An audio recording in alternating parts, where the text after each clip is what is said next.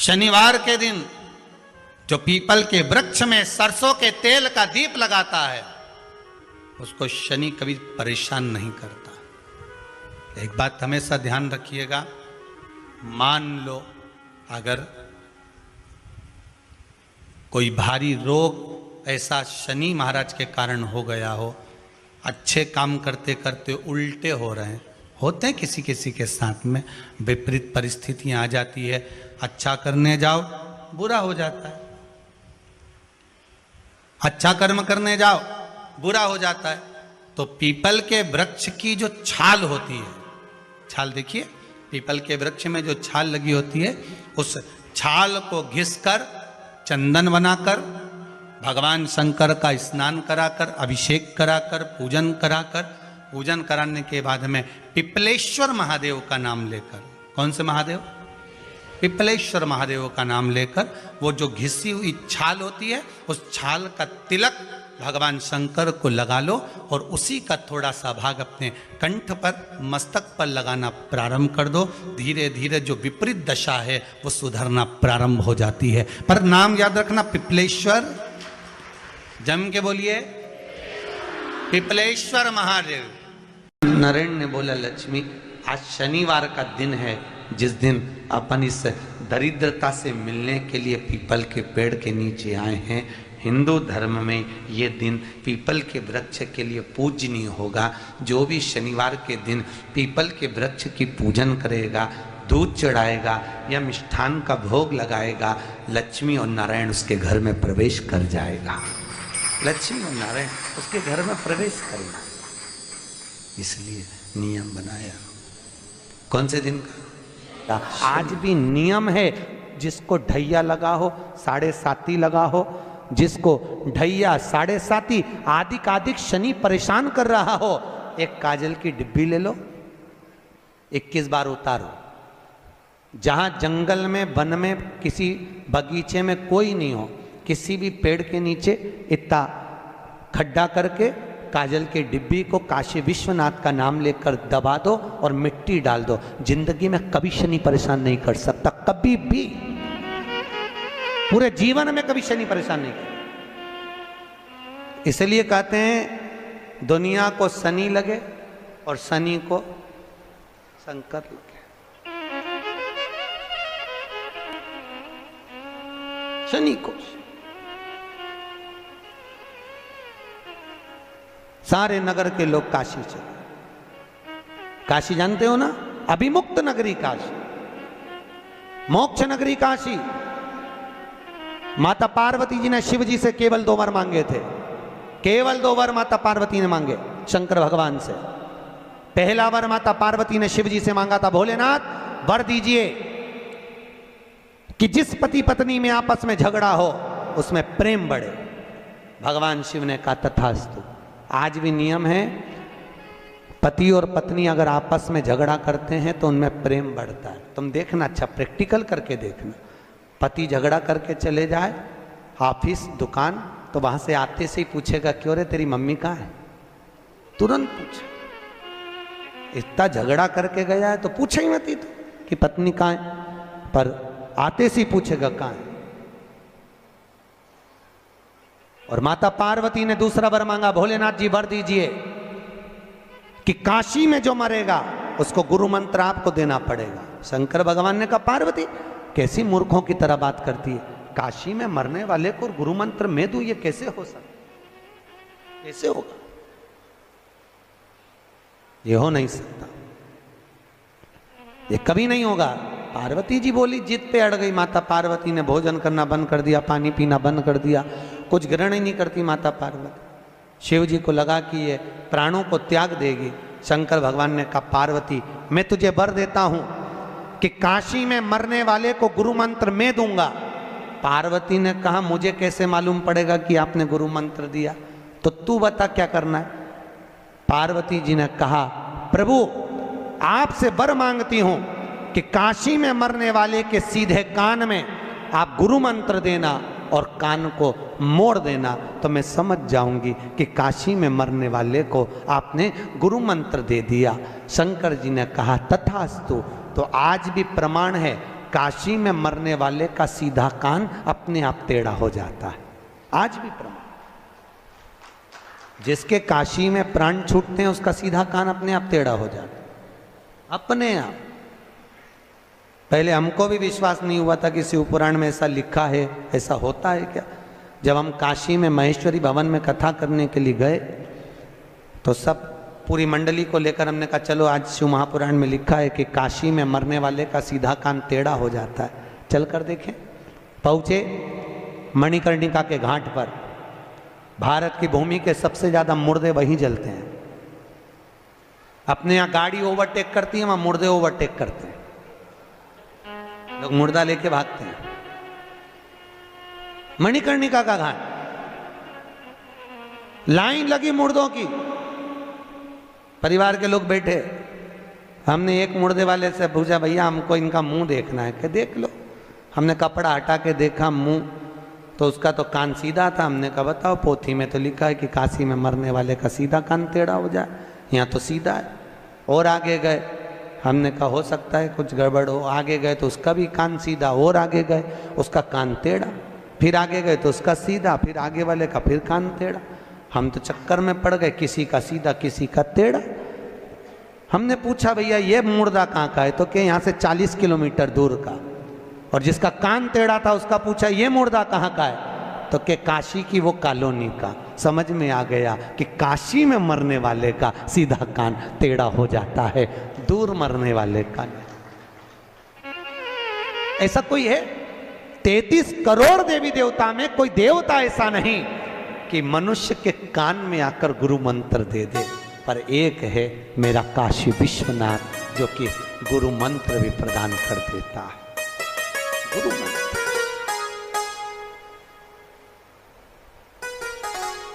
इसलिए ओम नमः शिवाय, ओम नमः शिवाय, हरे हरे भोले नमः शिवाय। जपो, जपते रहो, भजन निरंतर करते। शिव काज, शिव काज।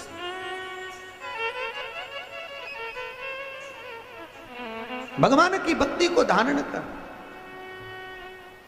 आज भी शास्त्र कहता है अगर हम काशी नहीं जाते तो 5 बार मुख से काशी काशी जप लो। क्या नाम जपना? काशी काशी। हम तो कहते हैं अपनी छोरी का नाम रख दो काशी बाई।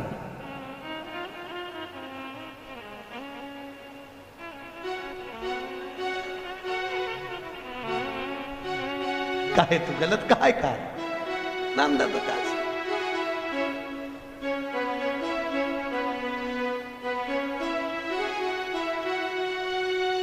काशी काशी 5 बार बोल ले जीव, उसको यम के दूत पकड़ ही नहीं सकते। काशी काशी बोल लेने पर यमराज बंदी बनाने नहीं आता, फिर आता है तो मेरा महंकाल, मेरा ठाकुर, मेरा। क्योंकि शिवजी जिसको भेजेंगे, नारायण को भेज जाता नारायण आ जाएंगे, ब्रह्मा को भेजा तो ब्रह्मदेव आ जाएंगे।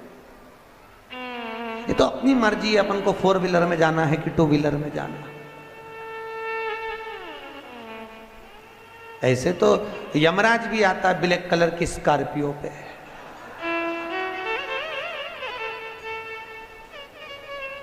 और ऐसे तो भगवान भी आते हैं 2 व्हीलर पर, गरुड़ पर। आते कि नहीं आते?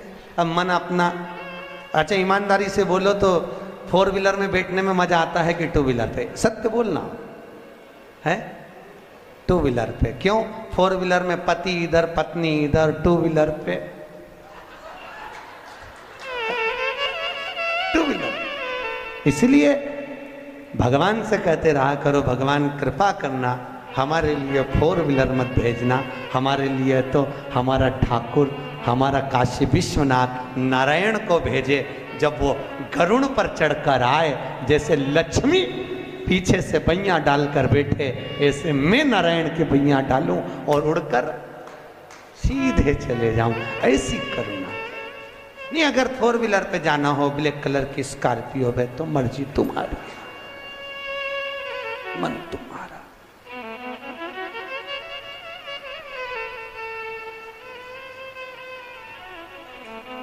इसीलिए हमारे भगत कहते हैं कि तू ही आना रे गोपाल, मन्ने लेने तू ही आना। अरे तू ही आना रे गोपाल, मन्ने लेने तू ही आना, मन्ने लेने तू ही आना, मन्ने लेने तू ही आना, मन्ने लेने तू ही आना। हर महादेव है भगवान काशी विश्वनाथ शिव शंकर ओघड़ी दानी दयालु दाता, करुणा सागर ने करुणा करी। चंचुला देवी आज काशी जा रही है पूरे नगर के साथ, और माता चंचुला देवी ने आज काशी में पहुंचकर किसी ब्राह्मण के मुख से गंगा जी के तट पर शिव महापुराण की कथा को श्रवण किया। और शिव कथा ऐसी सुनी माता चंचुला देवी ने कि शिव के धाम में माता पार्वती जी की सखी बन गई। रिटर्न पार्वती की सखी, और माता पार्वती जी की जब सखी बन गई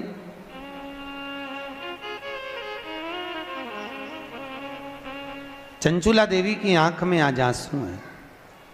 पार्वती जी ने पूछा, चंचुला क्या बात है चंचुला, जो तुम चंचुला देवी आखिर बात क्या है जो तुम्हारी आंखों में आंसू है। पार्वती जी ने जैसे ही पूछा तो माता पार्वती उसी समय पर चंचुला देवी के शब्दों को सुना। चंचुला ने कहा, मेरा पति प्रेत योनि में भटक रहा है, उसको मुक्ति नहीं मिल रही, मैं क्या करूं कि मोक्ष मिले। पार्वती जी ने कहा, एक काम करो चंचुला देवी, तुम एक बार शिव महापुराण की कथा करवाओ, उससे जीव किसी भी योनि में हो वो मोक्ष पा जाता। चंचुला देवी ने कहा, कथा किससे करवाऊं? भागवत हो तो ब्राह्मण कर देवे, रामायण हो तो ब्राह्मण कर देवे, क्योंकि भागवत रामायण गीता आदि कादिक में जो भेंट चढ़ती है वो तो काम में आ भी जाए, पर शिव महापुराण में तो भेंट का भी महत्वता। किससे करवाया? पार्वती जी ने कहा, एक काम करो नारद जी के पास जाओ। नारद जी, तो नारद जी के पास चंचुला देवी ने जाकर कहा, नारद जी आप हमारे पति के मोक्षार्थ शिव महापुराण की कथा कर दी। शिव पुराण। नारद जी ने कहा, भैया कथा तो मैं कर नहीं सकता, क्योंकि मुझे तो श्राप लगा है कि मैं एक जगह पे बैठ नहीं सकता। अच्छा, नारद जी को जो श्राप लगा, ऐसा श्राप किसी किसी को लगा रहता, ऐसा नहीं है। कथा सुनने सब आते, नारद भी आता, निंद्रा देवी भी आती। कोई कथा में सो रहा हो, नींद आ जाए तो समझ लो कुंभकर्ण की पत्नी आज कथा में आ गई, ठीक है।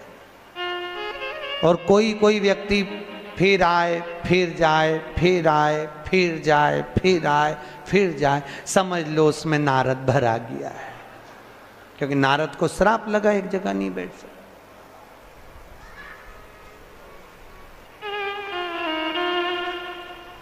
अब नारद जी बोले, कथा में नहीं कह सकता, मेरे को श्राप है, मैं एक जगह पर नहीं बैठ सकता, तो फिर कथा कौन कहेगा? नारद जी ने बोला, मेरा जो मित्र है तुमरूका, क्या नाम है? तुमरूका, वो कहेगी। तुमरूका जी को देखा है? आपके क्षेत्र में शंकर जी के मंदिर जो होते हैं बड़े बड़े साउथ के, उसमें भगवान के मंदिर में दो मूर्तियां दरवाजे पे मिलती, एक नारद जी बीणा लेकर खड़े हैं और एक घोड़े का मुंह लगा है और गले में बीणा पड़ी हुई है, करताल रखा है। देखा है ऐसी मूर्ति का दर्शन करा? तो जो इधर खड़े हैं वो नारद जी हैं, जो घोड़े का मुख लगा है वीणा हाथ में है वो तुमरूका जी, वो नारद जी के मित्र तुमरूका। शास्त्र कहता है जिस नारी का गर्भ ठहरने के बाद 2-3 महीने में वापिस अबॉर्शन हो जाता हो, वापिस बार बार बच्चे गिर जाते हैं और बच्चा पूरा नहीं होता हो, उस नारी को उसकी आकृति के बराबर का जो लच्छा होता है, हाथ में बांधते हो नाड़ा, वो लच्छा नाप लेना चाहिए और नारियल के ऊपर, श्रीफल के ऊपर उसको लपेटना चाहिए। जो नारी का गर्भ ठेर रहा है, गर्भ गिर रहा है, उस नारी का नाम और गोत्र बोलकर लच्छे को लपेट लो। शंकर जी के मंदिर में तुमरुका जी का नाम लेकर वो श्रीफल रख कर आ जाइए, फिर नारी का गर्भ कभी नहीं गिरता, बच्चा स्वस्थ पैदा होता है, स्वस्थ जन्म लेता। तुमरुका जी के नाम का इतना प्रमाण होता है। जो बच्चा रात में गंदगी करता हो, सूसू कर देता हो, बच्चे को सुध नहीं रहती हो, माइंड से बच्चा विकलांग हो, पढ़ने में चित्त नहीं लगता हो, विद्या में कमजोर हो, तो शंकर जी के शिवलिंग के पास में जाकर उस बच्चे का नाम लेकर शिव जी के शिवलिंग पर चंदन से ओम बना दो उस बच्चे का नाम लेकर, और तुमरुका जी का नाम लेकर ओम बनाने के तुरंत बाद जल चढ़ा दीजिए। वो बच्चा रात में गंदगी करना, सुसु करना बंद कर देता है। तुमरुका जी का, तुमरुका जी के नाम का इतना प्रमाण है। तुमरुका क्या नाम है? चम के बोलो। तुमरुका। तुमरुका। तुमरुका जी ने कहा, चंचुला देवी कथा तो कह दूं मैं, मना नहीं है, पर एक बात बताओ, कथा का यजमान कौन बनेगा? चंचुला देवी ने कहा मैं बनूंगी। नहीं नहीं, अगर शिव महापुराण का यजमान कोई बने तो पति और पत्नी बैठकर अगर कथा का रसपान करें तो मैं कथा कहूं। इतने में चंचुला देवी तो आंख में आंसू भर दी, मैं बेधव्य में कैसे जजमान बनूं? अब जजमान कौन बनेगा? जजमान किसको बनाया जाए? बड़ी आंख में रोती हुई आई पार्वती ने कहा, चिंता क्यों करती है, शिव की कथा है, शंकर जी से विनती कर। शंकर जी से विनती करी। अब देखो, शंकर जी से जब विनती करी तो भोलेनाथ ने पूछा, बोल चंचुला क्या चाहती है? चंचुला देवी बोली, भोलेनाथ, हे विश्वनाथ, हे ठाकुर, हे मेरे शंकर, करुणा करिए, मेरे शिव महापुराण का कोई जजमान नहीं मिल रहा। शिव जी ने कहा, क्यों चिंता करती है, सारी पुराणों का एक ही तो यजमान है, वो मैं स्वयं। ईश्वर जी और गोरा जी यहां पूछते हैं, गणगौर करते हैं कि नहीं करते? करते हैं। तो बच्चे पूछते हैं, मम्मी ये कौन है? तो कहो उनको, ये शंकर पार्वती। शंकर पार्वती कब बने? तो ये ईश्वर जी, ये गोरा जी शिव महापुराण की कथा सुनने जब तुमरुका जी के दरवाजे पर गए थे, दोनों 16 दिन तक तैयार होकर गए थे। हमारा तो जजमान से निवेदन है, 7 दिन की कथा सुनने बैठो तो शंकर पार्वती की गादी पर बैठकर सुन रहे हो, ईश्वर जी गोरा जी बनकर सुन रहे हो। अच्छे जोरदार खूब झामर झुमके की साड़ी माड़ी, ऐसा जोरदार बोर नथनी झुमका कर दो ना, ऐसा सब पहन के। और जजमान से भी निवेदन है, बढ़िया जरा माले में कंठी मंठी जोरदार तुर्रा तुर्री लगा के कथा सुनना चाहिए। है ये कोई भागवत थोड़ी ना है कि सुखदेव जी सुना रहे हैं और परीक्षित जी एकांत में बैठ के गंगा के तट पर पाने के लिए मोक्ष सुन रहे हैं। यहाँ तो ईश्वर जी और गोरा जी बनकर श्रवण करो और जीवन को सार्थक करो। और आपसे भी निवेदन है, एक से बढ़कर एक साड़ियां धरी अलमारी में, सब धरी की धरी रह जाएगी, कब पहनोगे? कोई कोई साड़ी तो अभी तक नहीं निकली, निकालो और 7 दिन शिव महापुराण में पहन पहन के यार जोरदार श्रृंगार कर नहीं होगा। वो बाबा ने दिया तो जरूर होगा, वो देने में देरी नहीं करता, बस पथ थोड़ा सा कठिन है, मार्ग थोड़ा सा कड़क है, थोड़ा पथ कठिन है, मार्ग थोड़ा कठिन है।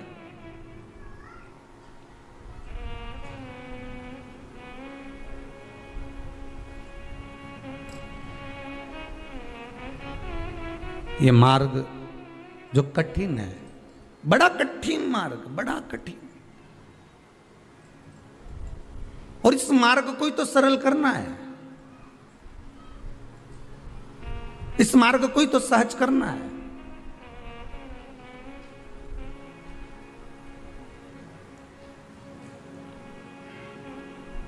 सरल मार्ग की ओर बढ़ना है, सहजता की ओर बढ़ना, पर पथ नहीं छोड़ना, मार्ग नहीं छोड़ना, हाईवे पर नहीं जाना, स्पीड नहीं बढ़ाना, अजामिल ने स्पीड बढ़ाई थी और उसका पूरा काम बेकार हो गया। तो उसने जो पूर्व समय की रोड का स्मरण करा कि ये रोड कितनी अच्छी है, इस रोड पर मैं चल रहा था, अच्छा खासा चल रहा था, राम नाम, कृष्ण नाम, शिव नाम, भगवान की भक्ति में डूबा हुआ था, स्मरण कर रहा था मैं, नाम जाप कर रहा था मैं, पर कहाँ मैंने रोड बदल लिया, एक मित्र के कहने पर।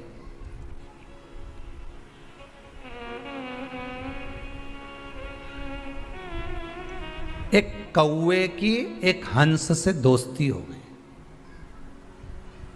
बड़ी अच्छी, दोनों बेस्ट फ्रेंड बन गए, पक्के दोस्त बन गए। एक दिन कौवा हंस से बोला, भाई मुझे बहुत भूख लग रही है, तू कुछ लाना।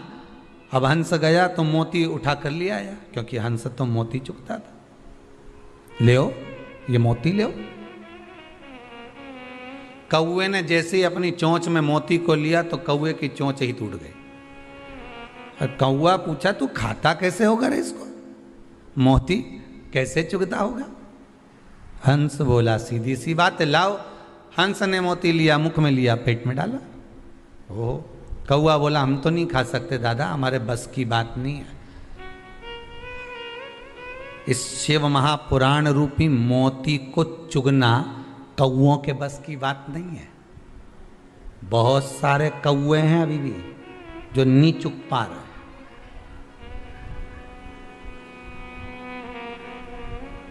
मोती हंस चुगता है,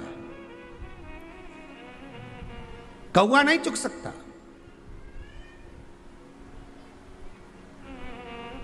आप उसी की शादी में जाएंगे जिससे आपका हृदय लगा होगा। बोलो सही है कि गलत है? सगे देवर के यहां भी शादी होगी, जेठ के यहां भी शादी होगी, रिश्तेदार के यहां भी शादी होगी तो नहीं जाओगे, क्योंकि उनसे अच्छा संबंध नहीं होगा, प्रेम नहीं होगा। तो सगी बहन के यहां ससुराल में नहीं जाओगे, सग्गों के यहां।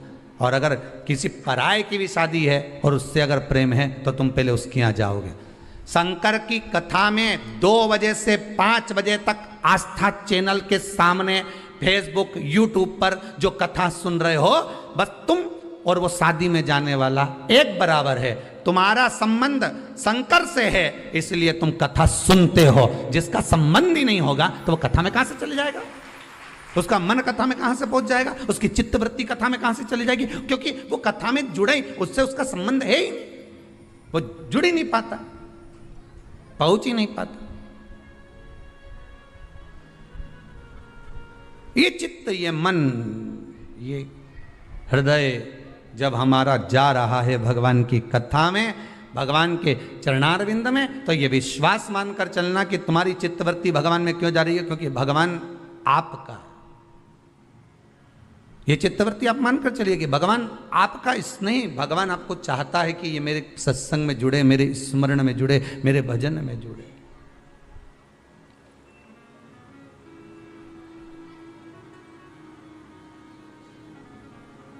और भजन भोले बाबा का करते रहोगे तो संसार सागर से तरते रहो। कौवा मोती को नहीं चुग पाया, छोड़ दिया मोती को। मोती छोड़ा, मोती को छोड़ दिया, भूखा रहने लगा कौवा। कौवा भूखा है, क्या करूं मैं, क्या करा जाए, क्या करा जाए महाराज। अब कौवे ने हंस से कहा, कौवे ने हंस से कहा,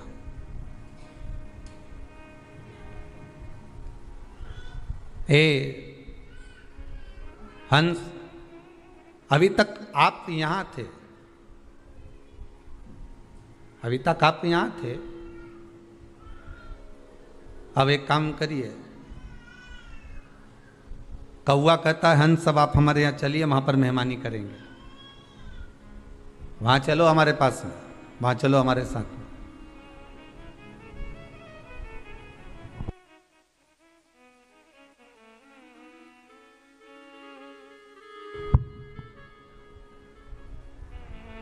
कौवा हंस से बोला कि अब आप हमारे यहां चलिए,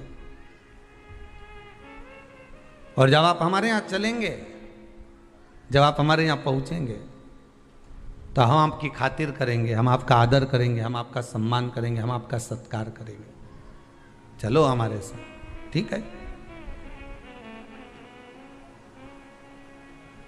अब हंस चला कौवे के साथ। कौवा कहाँ रहता था? शमशान में।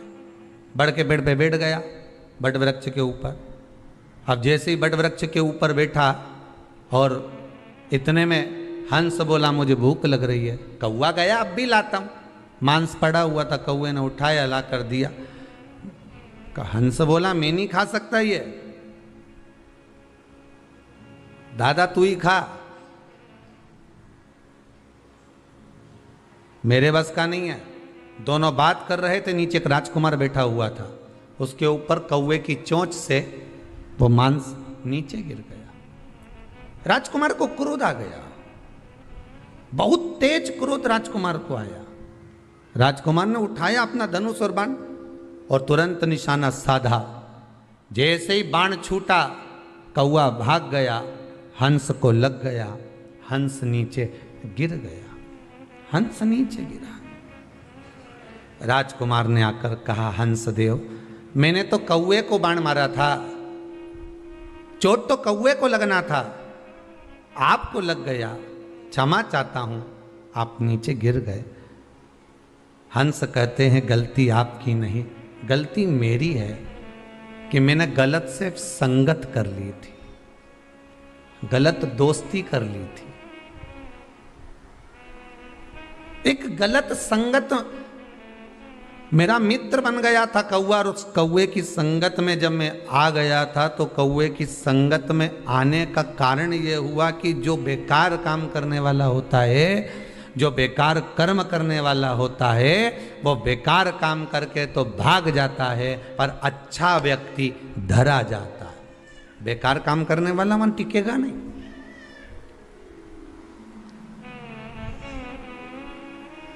जिसके मन में पाप होगा, छल होगा, कपट होगा, वो नहीं टिकेगा। कपट कर कर भाग गया, चला गया। बेकार काम करने वाला कहां टिकेगा? कौवा कहां टिका? कौवा तो भाग गया, हंस को बाण लग गया, हंस को लगा और हंस जमीन पर गिर गया। पर दुनिया के लोगों को उसी कौवे की मित्रता प्रिय लगती है।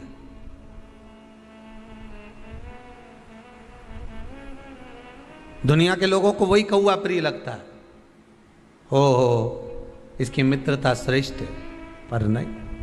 अजामिल की कथा कर रही है, मैंने मित्र का कहना गलत मान लिया और अपना मार्ग छोड़कर दूसरे मार्ग पर चले गया। हमेशा याद रखना, मित्र बनाओ मना नहीं है, एक की जगह 10 बनाओ मना नहीं, और 10 की जगह 1 बनाओ मना नहीं है। पर निवेदन केवल इतना सा है, मित्र वो बनाना जो आपको आपका हित का मार्ग प्रशस्त कर दे। अहंकार अगर आपके जीवन में आए तो मित्र खड़ा होकर कह दे, क्यों रे इतना कड़ क्यों रहा है, अहंकार का कितना गुणगान क्यों कर रहा है। मित्र वो बनाना, अगर आप गलत मार्ग पर जा रहे हो तो पकड़ कर लाकर तुरंत खड़ा कर दे। आप गलत मार्ग पर जा रहे हो तो आपके माता पिता के पास जाकर खड़ा हो जाए कि आपका बेटा गलत मार्ग पर जा रहा है, गलत व्यसन में पड़ रहा है, गलत जगह पर जाकर बैठ रहा है। मित्र वो होना चाहिए जो आपकी गलतियों को बार बार छांटता रहे।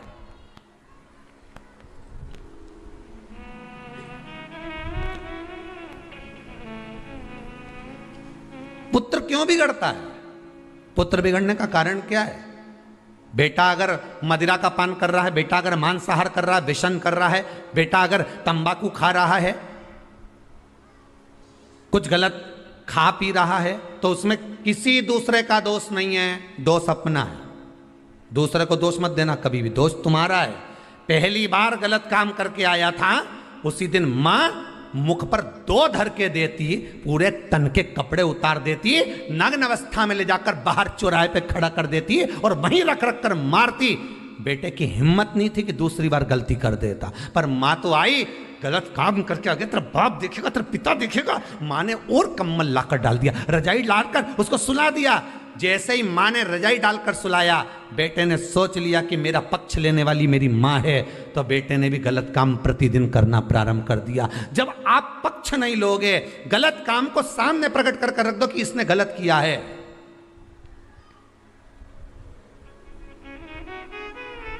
गलत काम को सामने लाकर रख दीजिए कि इसने गलत करा, इसने झूठ बोला, इसने प्रपंच करा, इसने छल करा, इसने ऐसा करा। आप सुधार सकते हो, मौका है आपको सुधारने का कि हाँ इसने गलत करा है तो अपन को सुधारना है। पर दुनिया के लोगों की आदत होती है कि उस पर रजाई डालने की, पर्दा डालने की, छुपाने की, और छुपा लो और छुपा और छुपा, छुपाते छुपाते एक दिन ऐसा आता है कि उसको सुधारने वाला, संवारने वाला कोई नहीं मिल पाता, और एक दिन वो गटर में पड़ा हुआ ना जाने किस तरह से प्राणों को त्याग देता है कि माँ को भी रोना पड़ता है, परिवार को भी रोना पड़ता है, मित्र भी रोते हैं। अच्छी जगह ले जाकर बिठाने का प्रयास करना। एक भंवरे ने गोबर के कीड़े को ले जाकर फूल पर बिठा दिया, फूल में से चला चला तो माला में पहुंच गया, माला में से चला चला तो भगवान के गले में पहुंच गया, गले में से निकला तो विसर्जन के लिए गंगा के जल में पहुंच गया। उस गोबर के कीड़े ने अपने मित्र भंवरे को धन्यवाद दिया कि तूने मुझे गोबर में से निकालकर गंगा के जल तक पहुंचा दिया। मित्रता वो होना चाहिए कि गलत संगत से निकालकर तुम्हें अच्छी संगत तक ले जाए, नहीं तो मालूम पड़े अच्छी संगत से ले जाकर, अरे कहाँ कथा में लगा रहता है, तुम्हारे पास और कोई काम नहीं है क्या? दिन भर 2 बजे से 5 बजे तक कथा, वो सियोर वाला महाराज भी फ्री ने, तुम भी फ्री। तो जो ऐसी बात करे नहीं तो उससे पूछ लेना, क्या मेरे से क्या गाड़ी चलवाना तेरे को, कि तेरी दुकान चलवाना है? तो क्यों चिड़ेवा सियोर वाला महाराज से और मुझसे? दिक्कत क्या ये बता। तू तो बोल दे कि 2 बजे से 5 बजे तक मेरे को ये काम करना है, बोलो घट्टी चलाऊं कि सूपड़ा लेके न सब फटकूं, तुम तो बोल दो। दिक्कत क्या है ये बता। तुम तो पूछो, जो बोले नहीं तुमसे बार बार बोले, बताओ इनके पास तो कोई काम नहीं, ने 2 बजी नहीं ने कथा चालू, इनके पास कोई काम नहीं, बस मोबाइल उठाया नहीं और इन्हें कथा देखना चालू करी। तो बताओ नहीं कई करूं मैं? बोलो तो कहीं माथा बड़ी को दीवार से, नहीं तुम तो बोली तो। और कथा में नहीं लगूं, और अगर फालतू की बात करूं, मैं होटला पे बैठ के ना 2-4 के साथ बैठी ना और फिर बात चालू कर दूं, तो यूं के बताओ बहू की बुराई कर रही होगी, दिन भर बाहर बैठी रहे, दिन भर पड़ोसन के साथ बैठी रहे, बताओ काय की अम्मा हमारी, दिन भर बुराई, दिन भर कोस है।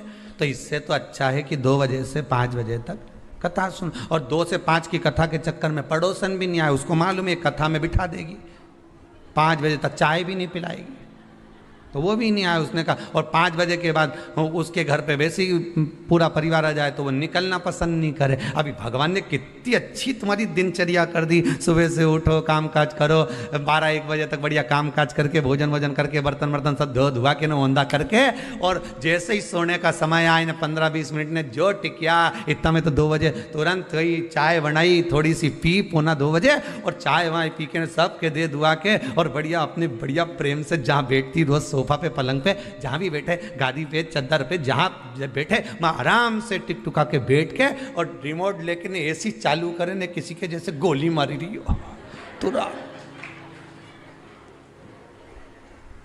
और जो चालू करे फिर, और कथा चालू, और कथा चालू में भी वो देखती रही, अभी तो मूछ वाला बाबा ही चल रहा है, तो फिर अभी जब तक के फिर घूम आऊँ तो एक बार घूम फिर के ना घर का उधर बाहर का दरवाजा लगा के फिर बैठी, और फिर जाके जब कथा चालू हुई तब ऐसा मन करे सो तो कथा चली, 5 बजे तक चले, इसके बाद बाकी का काम करे।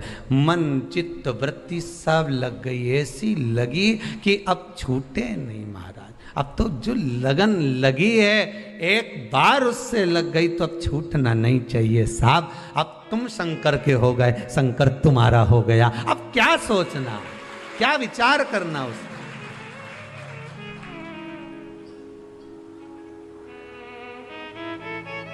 आज किसी ने प्रश्न लिख के भेजा है, कहीं दूसरी जगह से आया है, डाकघर के द्वारा आया हुआ, उसमें लिखा था गुरुजी से एक प्रश्न करना है, और घर के पते पर भेजा था। तो हमारी माता जी ने हमको दिया, कहीं भिलाई मिलाई के पास का है, तो उन्होंने लिखकर भेजा है, ये गुरुजी से ये पूछ के बता दो कि जब कोई मरता है तो मरे हुए व्यक्ति को, उस मुर्दे को लेकर जाते हैं, तो जितने लोग मुर्दे को उठाकर ले जाते हैं, उस मुर्दे को उसकी मंजिल तक पहुंचाते हैं। इसका कितना पुण्य है। तो हमारा निवेदन है, अगर वो कथा सुन रहे हो भिलाई वाले, तो जरा सावधानी से सुन लेना। पहली बात तो यह है कि तुम मुर्दे को मंजिल तक नहीं पहुंचा रहे, मुर्दा तुम्हें मंजिल दिखा रहा है। पहले तो यह समझ जाओ, फिर फालतू की बात बाद में करें अपन, ठीक है। पहले तुम ये बिल्कुल छोड़ दो कि तुमने लिख दिया कि हम मुर्दे को मंजिल तक पहुंचा रहे। अरे मुर्दा को तुम मंजिल पे क्या पहुंचा रहे हो, मुर्दा तुम्हें मंजिल दिखा रहा है कि आखिर यही है जहां मैं पहुंचा हूं। पहले तो उसको समझ लो। और दूसरा पुण्य की बात है तो गरुड़ पुराण में वर्णन आता है कि किसी शव को लेकर जाने वाला जितने कदम उसको कंधा प्रदान कर कर लेकर जाता है, उतना ही अश्वमेध यज्ञ का पुण्य उसके खाते में जुड़ता चले जाता। अब ये तो पुण्य की बात हो गई कि आप किसी लावारिस की अगर बॉडी भी पड़ी है और आपको अगर मौका मिला है कि लकड़ी देना है, कंडे देना है, कुछ पदार्थ उसको प्रदान करना है, उसका कोई अंतिम संस्कार करने वाला नहीं है, अगर तुम कर रहे हो तो उसका पुण्य तो है साहब, उसका पुण्य है।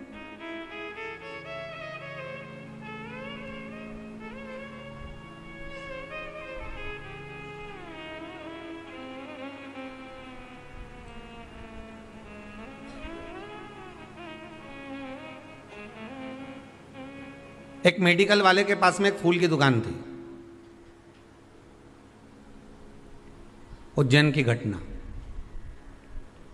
गोला मंडी महेश्वरी धर्मशाला में कथा थी, लगभग 20-22 वर्ष पहले की बात होगी। एक फूल वाले के पास एक मेडिकल वाले की दुकान,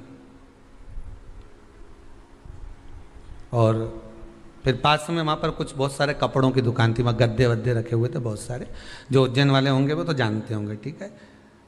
अब शाम का समय था, उस समय हम भी घूमने के लिए निकले हुए थे, तो वहाँ क्या देखा कि एक फूल की माला लेने वाला खड़ा हुआ था साइकिल से, और वो माला ले रहा था और कहा हमें पूजन के लिए माला चाहिए। और मेडिकल पे कोई एक फ्रॉक पहने हुए एक लड़की बच्ची खड़ी हुई थी, बाल पूरे बिखरे हुए थे उसके, और आंख में उसको थोड़ा सा कुछ अश्रु भरा हुआ था। उसने पर्चा दिया दवाई का और कहा ये दवाई हमको दे दीजिए अंकल। अंकल ने पर्चा पढ़ा, कुछ रुपए बताए, उतने रुपए उसके पास में नहीं थे।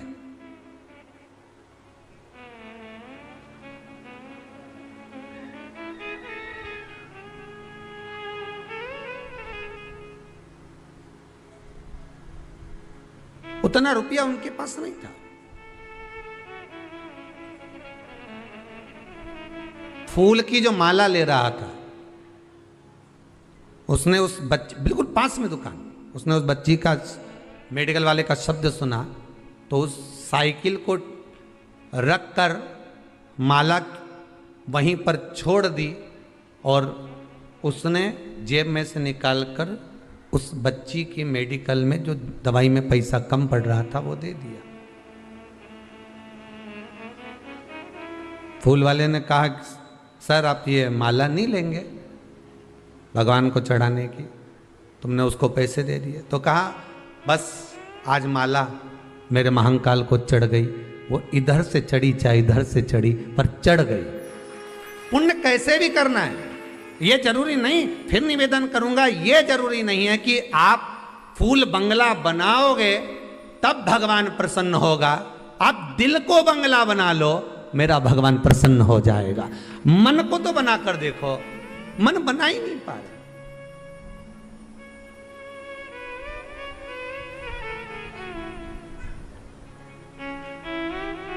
मन को बंगला नहीं बना पा रहे हो, 56 भोग भगवान को लगा रहे हो और मालूम पड़े एक मिनट के लिए, एक पल के लिए, घड़ी के लिए, क्षण के लिए आप भगवान को ना रिझा पा रहे तो वो बेकार। दिन भर व्रत करा, दिन भर उपास रहिए, कुछ नहीं खाया और मुख से अपशब्द कह दिया तो ऐसा व्रत किसी काम का नहीं। 2 क्षण उससे लगन तो लगा कर देखिए।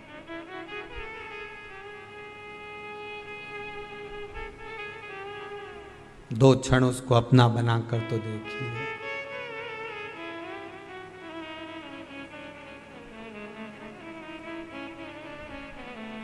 महाराज आप सोचो कि मुर्दे को मंजिल तक पहुंचा रहे हो तो तुम मुर्दे को मंजिल नहीं पहुंचा रहे, मुर्दा तुम्हें मंजिल दिखा रहा है कि आखिरी में यहीं आना है रे दादा, इसलिए अच्छा काम कर लो।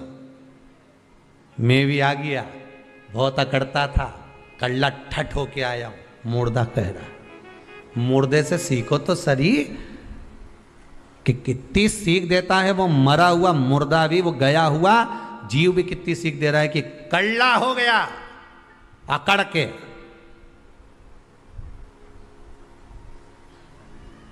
मुर्दा भी कह रहा है कि नम्रता रखोगे तो लोग तुम्हें जिंदा समझेंगे, अकड़ोगे तो सोचेंगे मर गया। अकड़ोगे तो सोचेंगे मर गया।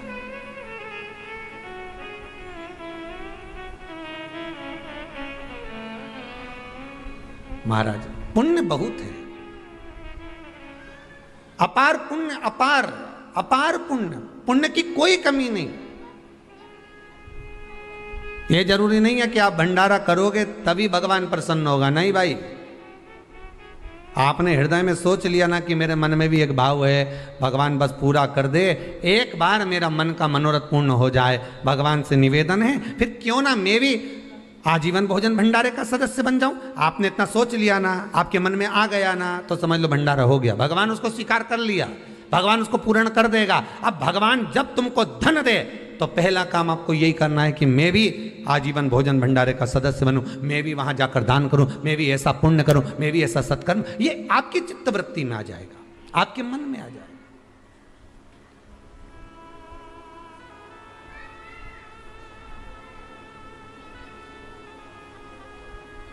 मन से दान होता है, मन से पुण्य होता है, मन से सत्कर्म होता है।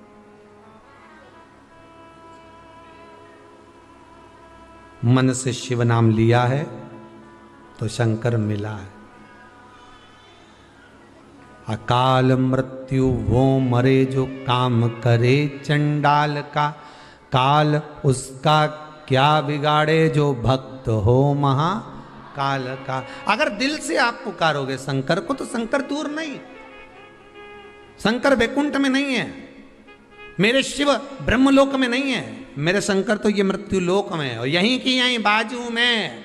तुम बुला कर तो देखो, एक बार दिल से आवाज लगा कर देखो, भोला, तुरंत आके सामने खड़ा हो। पर दिल से पुकारोगे तब तो आएगा।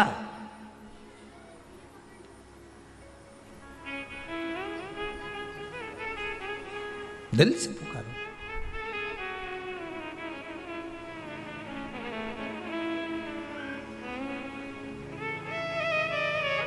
भगवान की अविरल भक्ति, भगवान का अविरल नाम जब जप लिया तो जीवन की सार्थकता तो स्वतः बन जाती है।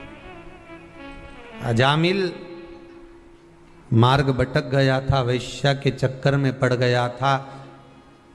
भजन करने वाला व्यक्ति अगर गलत मार्ग पर भी चले जाता है तो भगवान कृपा कर कर उसे फिर सतमार्ग पर ले आता है। यह अजामिल की कथा कहती। आपने जिंदगी में अगर शंकर की कथा को एक बार भी श्रवण करा है। एक कोई कोटा राजस्थान से एक माता जी आई हुई हैं, वो कह रही थी महाराज कि गुरुदेव मिलने आए सो तो कोरोना महामारी हो गई थी, कोरोना की बीमारी हो गई थी, पर मैंने भी भगवान से कह दिया था अगर सही हो गई,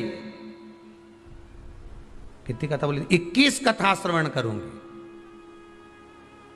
और कब से सुन रही होगी वो भी विचार करिए।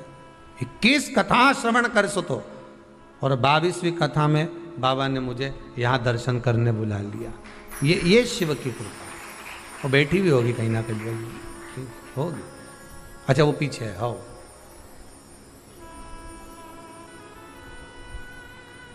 शिव कृपा करता है। भगवान शंकर जब करुणा करते हैं, शंकर जब कृपा करते हैं, शिव जब दया करता है, शंकर जब करुणा करते हैं तब जाकर। कहाँ है जरा निकल बाहर, बस हाथ हिला दो वहीं से भले। कहाँ है आप ही? हाँ ठीक ठीक है। कहाँ से हैं? हिंडोन करौली के पास से हैं। अच्छा अच्छा, हम समझे कोटा से। ठीक है। नमः शिवाय, नमः शिवाय। शिव कृपा करता है, करुणा करता है, तब होता है। उसकी कृपा बिना नहीं हो सकता। मार्ग से विभाजित था, भगवान फिर मार्ग पर लाकर छोड़ दिया। जब अजामिल की पत्नी गर्भ से हुई, संतों को भेज दिया, जाओ उस मार्ग पर जाओ। भगवान, कुछ संत आ गए, भूख लगी है, ब्राह्मण का घर बता दो। तो कि ब्राह्मण का तो घर हमारे गांव में है, पर उसने शादी वेश्या से करी है। तो संत बोले क्या हुआ? ब्राह्मण से अगर उस वेश्या ने शादी करी है तो वो वेश्या वेश्या नहीं रही, वो ब्राह्मणी बन गई।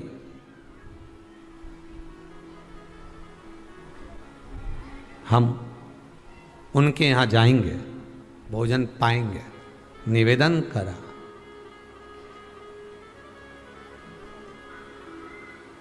भोजन करा।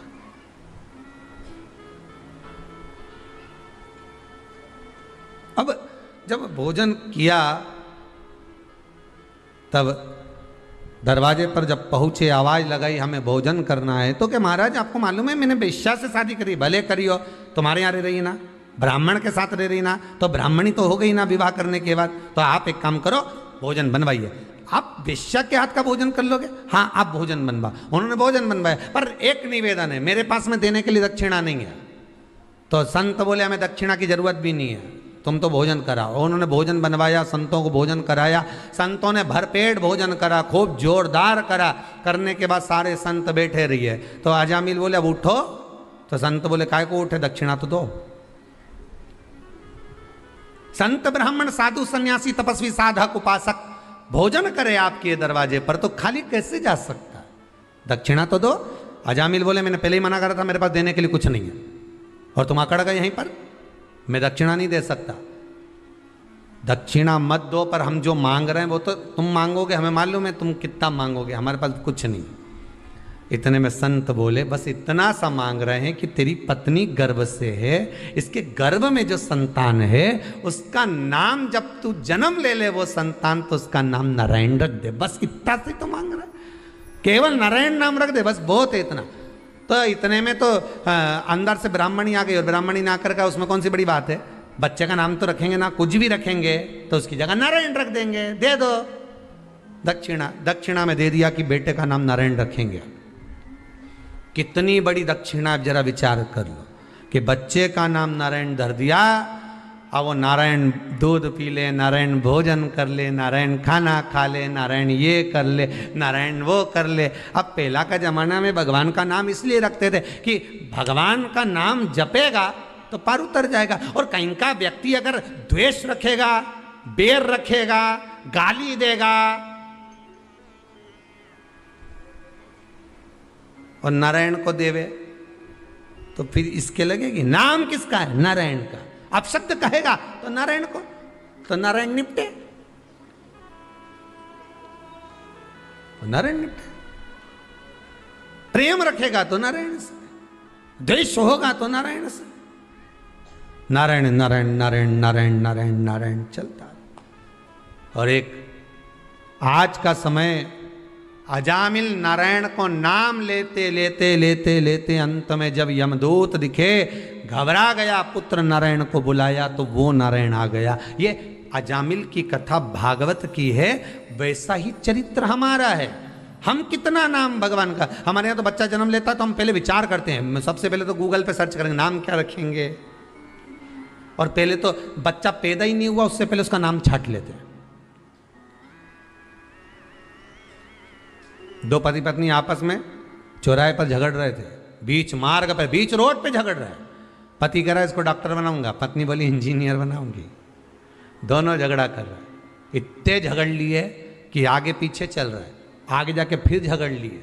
वहीं से एक व्यक्ति निकल कर जा रहा था, उसने पूछा भैया झगड़ा किस बात का हो रहा है तुम्हारा? आधे घंटे हो गए झगड़ते झगड़ते, हुआ क्या? पति बोला बेटे को मुझे डॉक्टर बनाना है, पत्नी बोली मैं इंजीनियर बनाऊंगी। बोल दिया ना एक बार।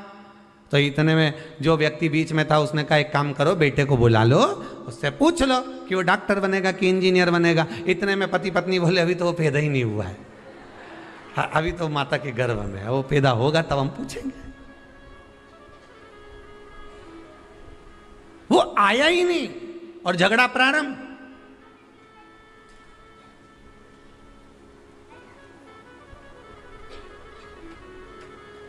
अभी तो पैदा ही नहीं हुआ। कई संतान तो माता पिता को वैराग्य पैदा कर देते हैं। कई जब बच्चे बेटे बड़े होकर, बेटे का जब विवाह हो जाता है और बेटा जब अपशब्द कहता है तो अच्छे अच्छे माता पिता का हृदय कछोड़ जाता है और वो ये विचार करते हैं इससे तो भजन करना अच्छा। वैराग्य, वैराग्य था, कचोट गया। संस्कार क्या दिया, मार्ग कैसे विभाजित हुआ, वो मार्ग कहां परिवर्तन हुआ, वो मार्ग कैसे परिवर्तित हो गया, वो मार्ग कैसे बदल गया, वो मार्ग कैसे चला गया। भले भक्ति का मार्ग थोड़ा सा उबड़ खाबड़ है, भक्ति का मार्ग आड़ा टेढ़ा है, पर आप ये देखकर मत जाना कि बिल्कुल एकदम क्लीन मार्ग है, इसी से चलेंगे तो स्पीड बढ़ जाएगी, स्पीड बढ़ जाएगी तो सामने भैंस आ जाएगी। और भैंस आई कि डिवाइडर पे गाड़ी चढ़ी और डिवाइडर पे चढ़ी ने खड्डा में गिरी, खड्डा में गिरी ने तुम्हें कोई नहीं उठाएगा। लोग क्या उठाएंगे अब अपने मुंह से बोल दो, ने लैपटॉप ने मोबाइल ने अंगूठी ने चेन ने बैग सब उठा कर ले जाएंगे, पर तुम्हें कोई नहीं उठाएगा। बस इतनी कथा को याद करना कि जब तुम गलत मार्ग पर चले जाओगे, गलत जगह पर चले जाओगे, गलत संगत में पड़ जाओगे तो कोई तुम्हें नहीं उठाएगा, सब तुमको और खड्डा में पटक कर चले जाएंगे। अच्छी कुछ चीजें होंगी तो ले जाएंगे, बाकी का पटक दिया। मेरा बेटा बेटियों से, नवयुवक बच्चों से, युवान बेटा बेटी से यही कहना है कि तुम मार्ग मत भटकना है। क्लीन रोड देखकर, हाईवे देखकर, अच्छी रोड देखकर गाड़ी को मत ले जाना। भले थोड़ा सा खड्डे की रोड होगी, थोड़ा देर पहुंचोगे, आराम से पहुंचोगे, इतनी जल्दी मत जाना कि किसी महाराज के चक्कर में पड़ जाओ और महाराज जी से जाकर कह दो महाराज जी ऐसी कोई विद्या बता दो कि तुरंत सोना मिल जाए, महाराज जी ऐसी कोई विद्या बता दो कि जिससे हमारा व्यापार चल जाए, महाराज जी ऐसी कोई विद्या बता दो जिससे हमको धन मिल जाए। और ऐसा महाराज कहीं का मिले तो वो तुम्हारी मर्जी, तुम जाओ और वहां जाकर कितना भी लुटाओ, हमें कोई मतलब नहीं। पर सीहोर कुबेरेश्वर धाम पर कभी जीवन में, कभी, अभी तो लॉकडाउन चल रहा है, कभी आप आओ और आपकी चित्तवृत्ति में यह भरा हो कि हम यहाँ जाएंगे और हमको ये मिल जाएगा, या सीहोर वाला महाराज तुमको कोई भभूति दे देगा या कोई बांध दे हाथ में राखी, राखी नहीं, वो डोरा डोरी। तो ये सोचो कि यहाँ मिल जाए तो यहाँ तो एक ही डोरी मिले, शिव पुराण से लेके वो देव अधिदेव महा तक की डोरी बांध लो इस दिल की, हृदय की। हृदय में अगर शंकर आ गया तो फिर किसी चीज की कमी नहीं। तिजोरी अंदर आके बैठ जाए, जो चोर को कुबेर बना दे तो तुमको नहीं देगा। तुम तो जहां हो वहीं से भगवान का भजन इतना करो, शंकर का भजन इतना स्मरण करो कि कहीं डोलना नहीं पड़े।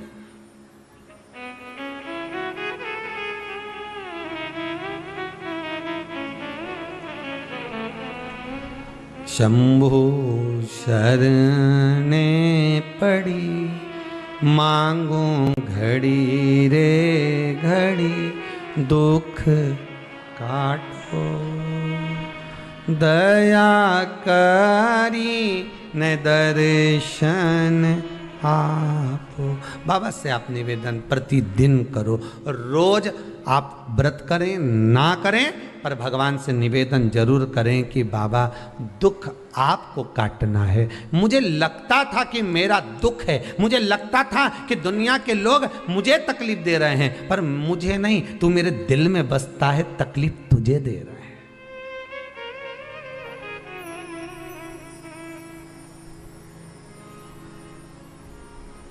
तकलीफ तुझे दे रहा है।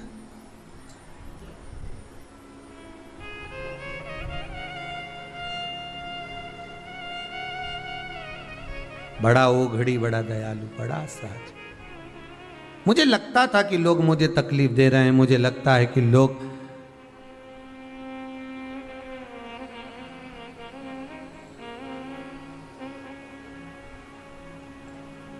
मुझे कष्ट दे रहे हैं, पर कष्ट मेरा नहीं, कष्ट आपका है, मेरा नहीं। और एक बात बहुत अच्छी अपनी जिंदगी में उतार कर रखना, जब तक जीवित हो, जब तक जिंदा हो, तब तक दुनिया के लोग कोई तुमसे नहीं पूछेंगे कि जिंदगी में कोई तकलीफ हो तो बोलना हो, हम खड़े हैं। क्या दुख है बोलो। दुनिया के लोग कोई साथ नहीं देंगे। मरने के बाद जरूर घर पर आकर पूछ लेंगे कैसे मरा।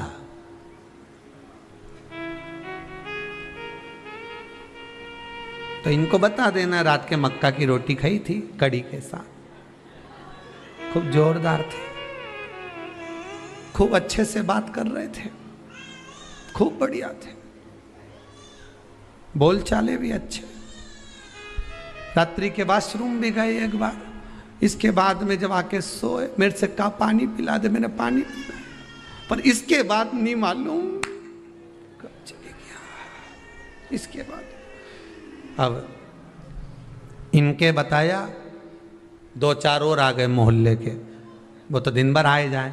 बोले सही है कि गलत है, हम मरने वाले क्या, कौन नहीं जाए। फिर आ गए दो चार, और दो चार आकर फिर बैठ गए, और बैठते से फिर पूछा, दो चार ने फिर आए और फिर पूछा क्यों, क्या हो क्या गया था एकदम, हम तो सुन के एकदम। अच्छा जो पास में बैठा हो नहीं वो पूछ ले क्या एकदम, नहीं कहीं नहीं है, हम तो एकदम बस। तो हुआ क्या था इनके, फिर उन्हें रात के मक्का की रोटी कड़ी के साथ खाई, अच्छे थे। रात के आवाज लगी, वॉशरूम गए, मुझे बोला एक गिलास मैंने पानी भी पिया। उसके बाद फिर बोलने पड़े। अब ये गई, इसके बाद मालूम पड़े 15 मिनट बाद फिर कहीं का गया, फिर बैठ गई उसके पास में, बिचारी के पास।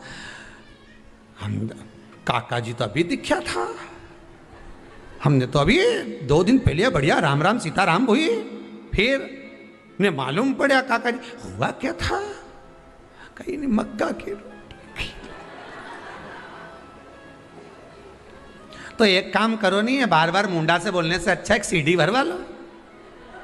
जैसे पहले कथा की सीडी नहीं भराती थी, अरे बोला तो सही, पहले जब कथा होती थी ना, अभी तो कोरोना महामारी में कथा वथा कहीं बाहर हो ही नहीं रही, तो पहले जब कथा होती थी तो ऐसा ऑटो में गाड़ी में इतना बड़ा क्या लगाते, चिलम चोंगा क्या बोलते, हाँ जो भी बोले, इतना बड़ा लगा के और अंदर सीडी भर देते थे, श्रीमद् भागवत शिव पुराण राम कथा इतनी तारीख से इतनी तारीख तक, इतनी बजे तक, और वो सीडी चलती रहने, थोड़ी देर में फिर गाना चालू हो जाए, न गाना चालू ना फिर कथा चालू हो जाए, फिर गाना फिर कथा, और यही चलता रहना, गाड़ी वाला गाड़ी चलाता रहना, वो चलता। तो तुम भी एक काम करो, न एक सीडी प्लेयर ने बाजू में धर लो, न एक सीडी भरवा के रख लो, यही वाली बस, ये मक्का की रोटी ने ये और जैसे ही कहीं की आए और जैसे ही पूछे ने हमने तो गजब हो गया, कैसे गए, तो बटन दबा दिया चालू, ऐसे बना।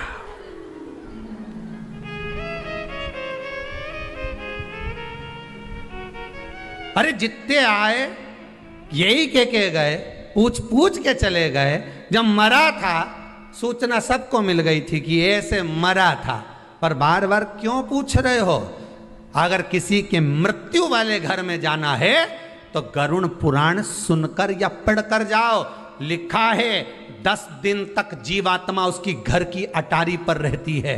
10 दिन तक जो मरा है वो जीवात्मा उसकी घर की अटारी पर रहती है, और तुम 10 दिन के अंदर ही उसके घर में बैठने जा रहे हो।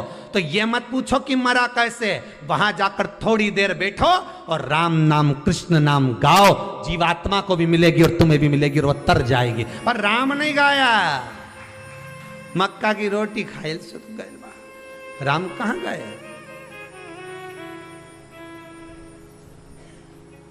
कृष्ण नहीं गाया, शिव नहीं गाया, भजन नहीं गाया, मैं तो सब बैठते गए बस। और बचा कुचा था तो वो उठाओ ना, तीसरा का दिन का तुमने देखा होगा, पूरे इतने वो फोटो को ऐसा रख दो और मालूम पड़े इधर माताएं आके बैठ जाए, इधर पुरुष आके बैठ जाए, और घर का लोग इधर से घर का लोग इधर मुंडा कर करके उधर मुंह करके सब बैठ जाए, और सब जितने भी उठावने में आते चुपचाप आके बैठ के 2 4 8 मिनट 10 मिनट आते, 15 मिनट, और सब एक साथ उठ के चले जाते। अब इतने सारे इकट्ठे हुए सब मिलके अगर भजन गाते तो कितनी जोरदार भजन होता कि नहीं होता। पर सब आए और जितने परिवार वाले बैठे थे वो भी देख रहे हैं, सब पल्लू ले लेके। कमला बाई तो आई नहीं, इनकी अम्मा मरी थी जब तो अपन गए थे। नहीं, उनके यहाँ से भेरू सिंह आया है, दिख रहा, पीछे है, पीछे साइड में बैठा, उधर से देखो, उधर से, हाँ उधर से देख लो, वो पीछे बैठे। एकादशी के दिन शंकर भगवान को चावल का दाना चढ़ाना चाहिए कि नहीं चाहिए?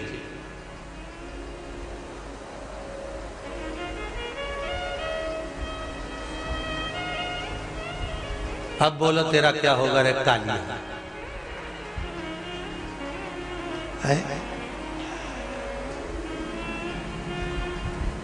चलो ठीक है। बीमार व्यक्ति से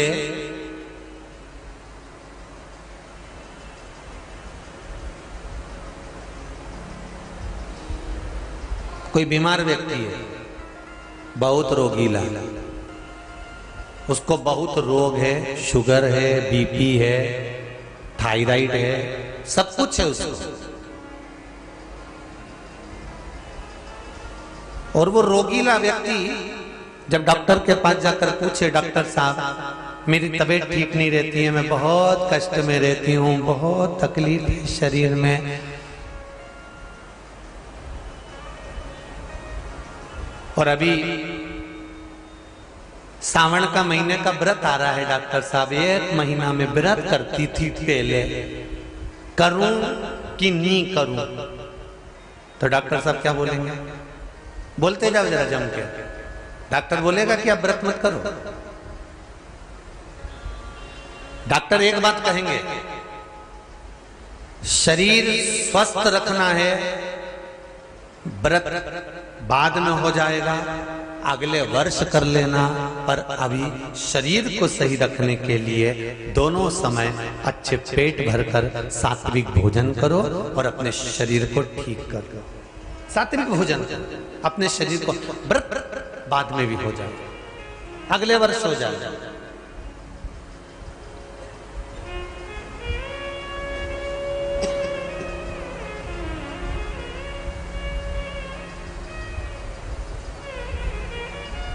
अभी तुम थोड़ा सवेरे 2 बिस्कुट ले लिया करो, सुबह नाश्ता ले लिया करो, भोजन ले लिया करो, फिर दोपहर में कुछ हल्का फुल्का लेकर थोड़ी थोड़ी देर में खाते रहना चाहिए हो।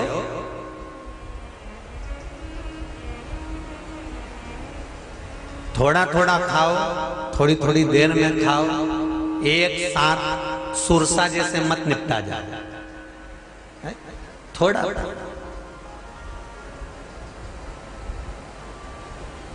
ज्यादा खाओगे और ज्यादा कमाओगे तो दूसरों को कष्ट नहीं होगा, कष्ट खुद को होगा। ज्यादा खाओगे अपाच्य हो जाएगा, रात की नींद उड़ जाएगी, शरीर में अच्छा नहीं लगेगा। ज्यादा कमाओगे, रात की नींद उड़ जाएगी, दुनिया की दृष्टि तुम पर पड़ जाएगी और तुम्हारी रातों की नींद चली जाएगी। कमाओ भी उतना जितना खर्च कर सको और खाओ भी उतना जितना पचा सको। अति सर्वस्व वर्जन।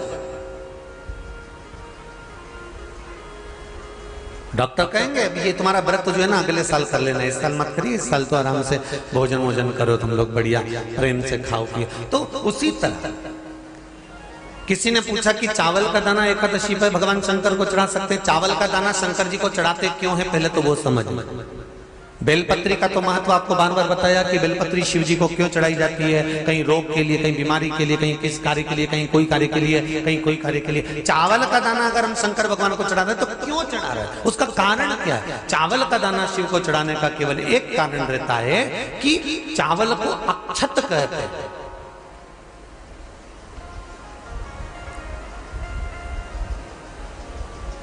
अक्षत का मतलब होता है अक्षय।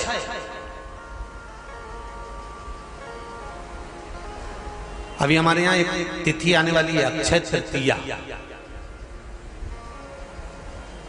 उसका मतलब क्या होता है? अक्षय, जिसका कभी क्षय ना हो। जब हम भगवान शंकर को चावल का दाना चढ़ाते हैं, जैसे बहुत ध्यान दीजिएगा महाराज, बहुत समझने वाली बात है, बहुत ध्यान से।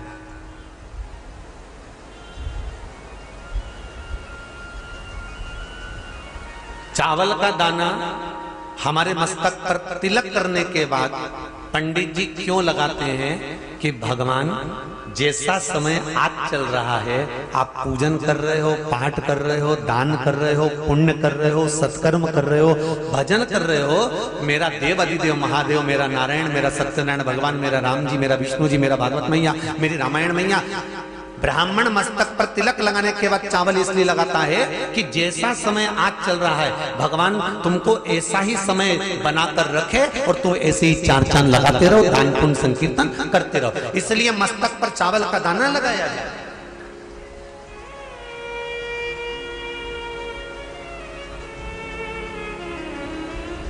कोई मर जाता है, मरने के बाद जब तक पगड़ी नहीं होती तब तक माथे पर तिलक चावल का दाना लगाया जाता है। जम के बोलो जरा, नहीं लगाते। किसी पंडित जी से पूछो, ब्राह्मण देवता से पूछो, ब्राह्मण देवता ये कोई मर गया और हमारा तो नियम है कि हम सिर पे तिलक लगाते हैं, चावल लगाते हैं, या पंडित जी से हम तिलक लगवाते हैं, मंदिर जाते हैं तो मंदिर में जाके तिलक लगवा के हम चावल का दाना लगवाते हैं, क्यों नहीं लगाते? उसका कारण क्या है? जब किसी के मरने के बाद 10 दिन तक 12 दिन तक मस्तक पर तिलक क्यों नहीं लगाया जाता? 10-12 दिन तक माथे पर तिलक या चावल क्यों नहीं लगाया जाता? उसका कारण है कि ये जो समय आया है, तुम्हारे यहाँ जो गमी हुई है, तुम्हारे यहाँ कोई मर गया है, तुम्हारे यहाँ किसी के प्राण छूट गए हैं, तो ब्राह्मण इसलिए तिलक नहीं लगाता आपको, इसलिए चावल का दाना नहीं लगाता कि ऐसा दिन भगवान अब ना लाए, इसको अमर ना करे, इसको अक्षय ना करे, इसको प्रबल ना करे।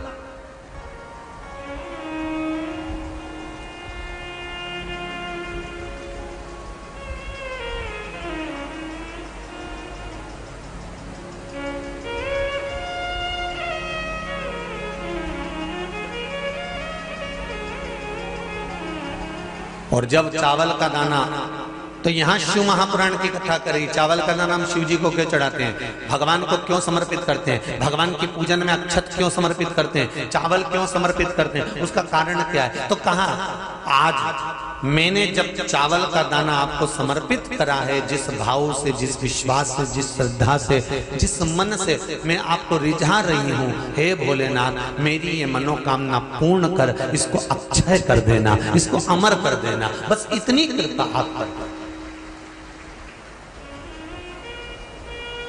अब किसी ने पूछा एकादशी के दिन चावल चढ़ाए कि नहीं चढ़ाए, तो यहां तो सीधी सीधी बात है,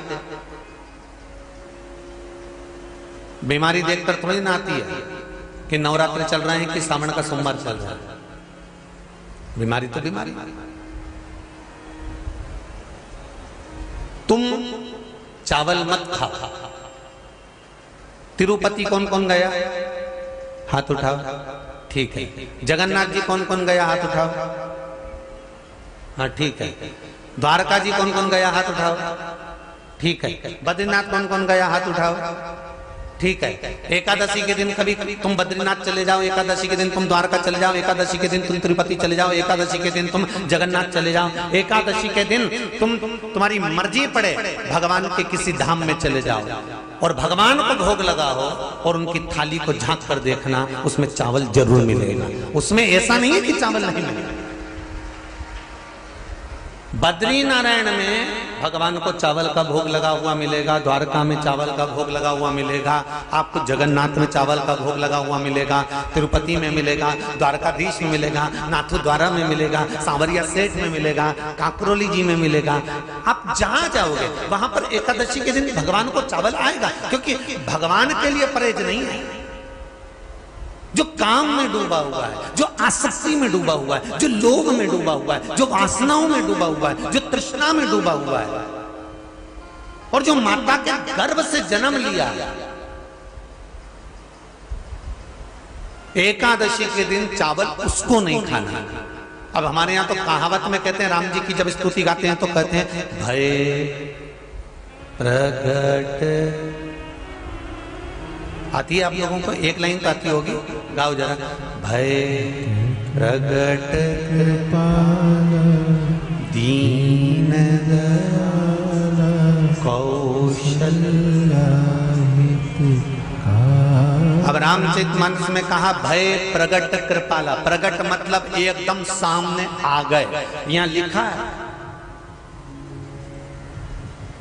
पेदा भय लाला। अगर तुलसीदास जी लिखते तो जन्म लिया होता राम जी ने तो तुलसीदास बाबा लिख देते कि पेदा भय, माता के गर्भ से इनका जन्म हो। नहीं नहीं नहीं, यहाँ कहा भय प्रगट कृपाला दीन दयाला कौशल्या, यहाँ प्रगट भय।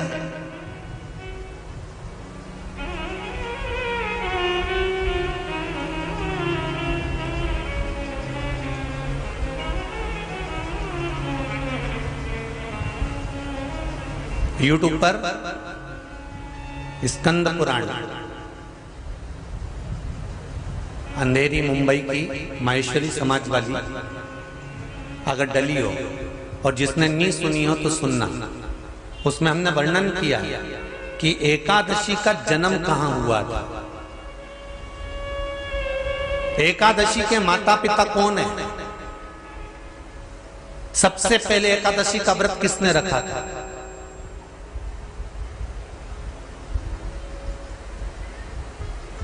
एकादशी का जन्म स्थान कहां है?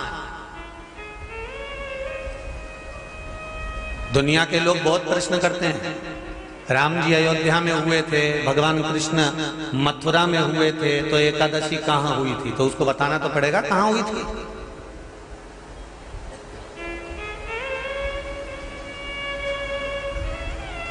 उसमें हमने वर्णन किया कि एकादशी के माता पिता कौन है, एकादशी का व्रत सबसे पहले किसने करा, एकादशी का जन्म कहां हुआ, एकादशी को क्यों चावल नहीं खाते, एकादशी के दूसरे दिन चावल का दाना खाना क्यों जरूरी है।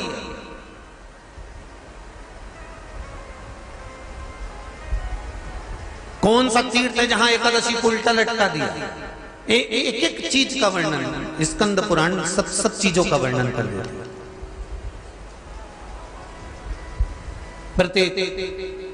तो यहां जो वर्णन आया कि आप मनुष्य जो माता पिता के गर्भ से, माता के गर्भ से जन्म लिया हो, संसार में जिसका जन्म हुआ हो और मृत्यु लोक में गर्भ की कैद में रहने के बाद जन्मा हो, उसको एकादशी के दिन चावल नहीं खाना चाहिए। महाराज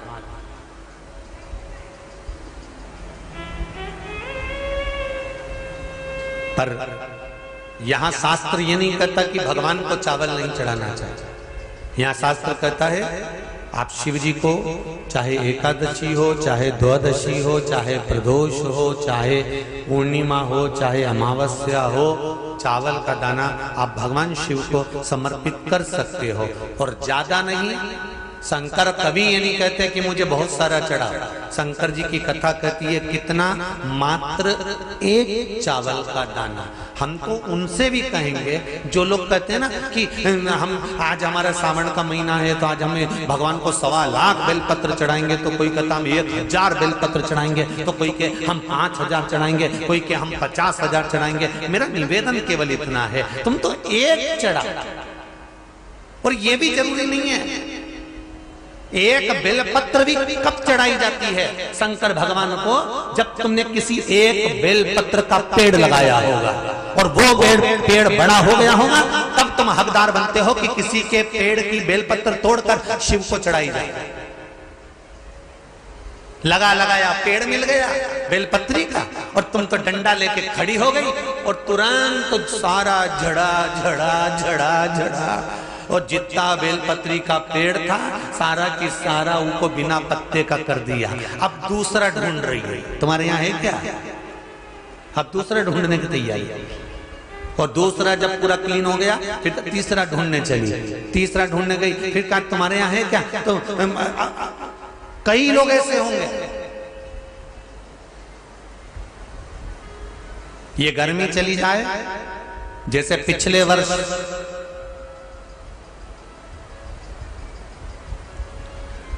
11 लाख रुद्रा इस बेलपत्र के वृक्ष को लगाने का नियम लिया था। अब की बार जैसे गर्मी जाए तैयारी करके बैठ जाना, बारिश चालू हो और जितने लोग शिव महापुराण की कथा सुन रहे हो आस्था चैनल पर, फेसबुक, यूट्यूब पर और यहाँ पंडाल में, एक बेलपत्री का वृक्ष अपने को लगाना चालू करना अपने द्वारा।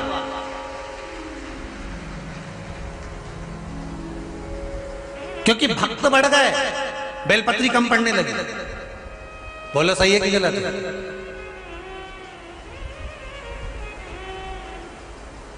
अब शिव के भक्त इतने बढ़ गए कि बेलपत्रियां कम पड़ने लगी। अब एक व्यक्ति भी चढ़ाए तो दो तो चढ़ाए, अब एक वृक्ष में कितनी लगेगी बताओ जरा, ईमानदारी की बात हो। अब तुम सब तोड़ तोड़ तोड़ तोड़ तोड़ तोड़ तोड़ सब ले गई सब, और अभी इंतजार कर रही, अभी उगेगी, अभी उगेगी।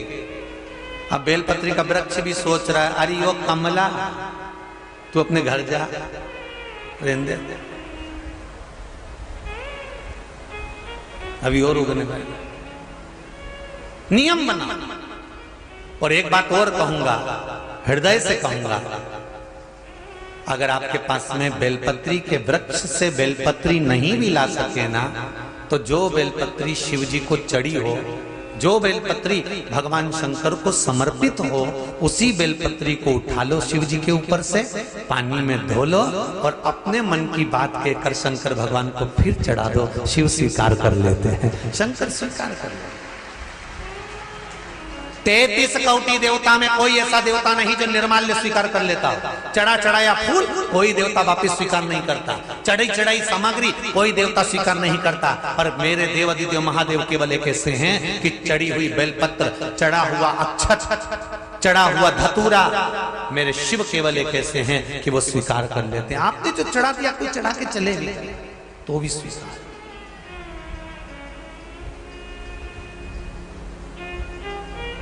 इतना सरल देव है मेरे देव महादेव, इतने सरल। सारे देवताओं के लड्डू, पेड़ा, गुलाब जामुन, आरती, भजिया, पकौड़ा चाहिए, शंकर जी को चाहिए हैं? कुछ सरल सरल। जरा देखिए, एक दुश्मन जब दुश्मनी करता है तो कितनी विचित्र दुश्मनी करता होगा। अपनी बेटी सती का विवाह शिव के साथ पक्का कर दिया था। सारे देवताओं में बात हो गई थी कि मेरी बेटी सती शिव को बिहाएगी। उसके बाद जो दुश्मनी चालू हुई है, जो द्रोह चालू हुआ है, तो वो द्रोह कहां तक पहुंच गया है?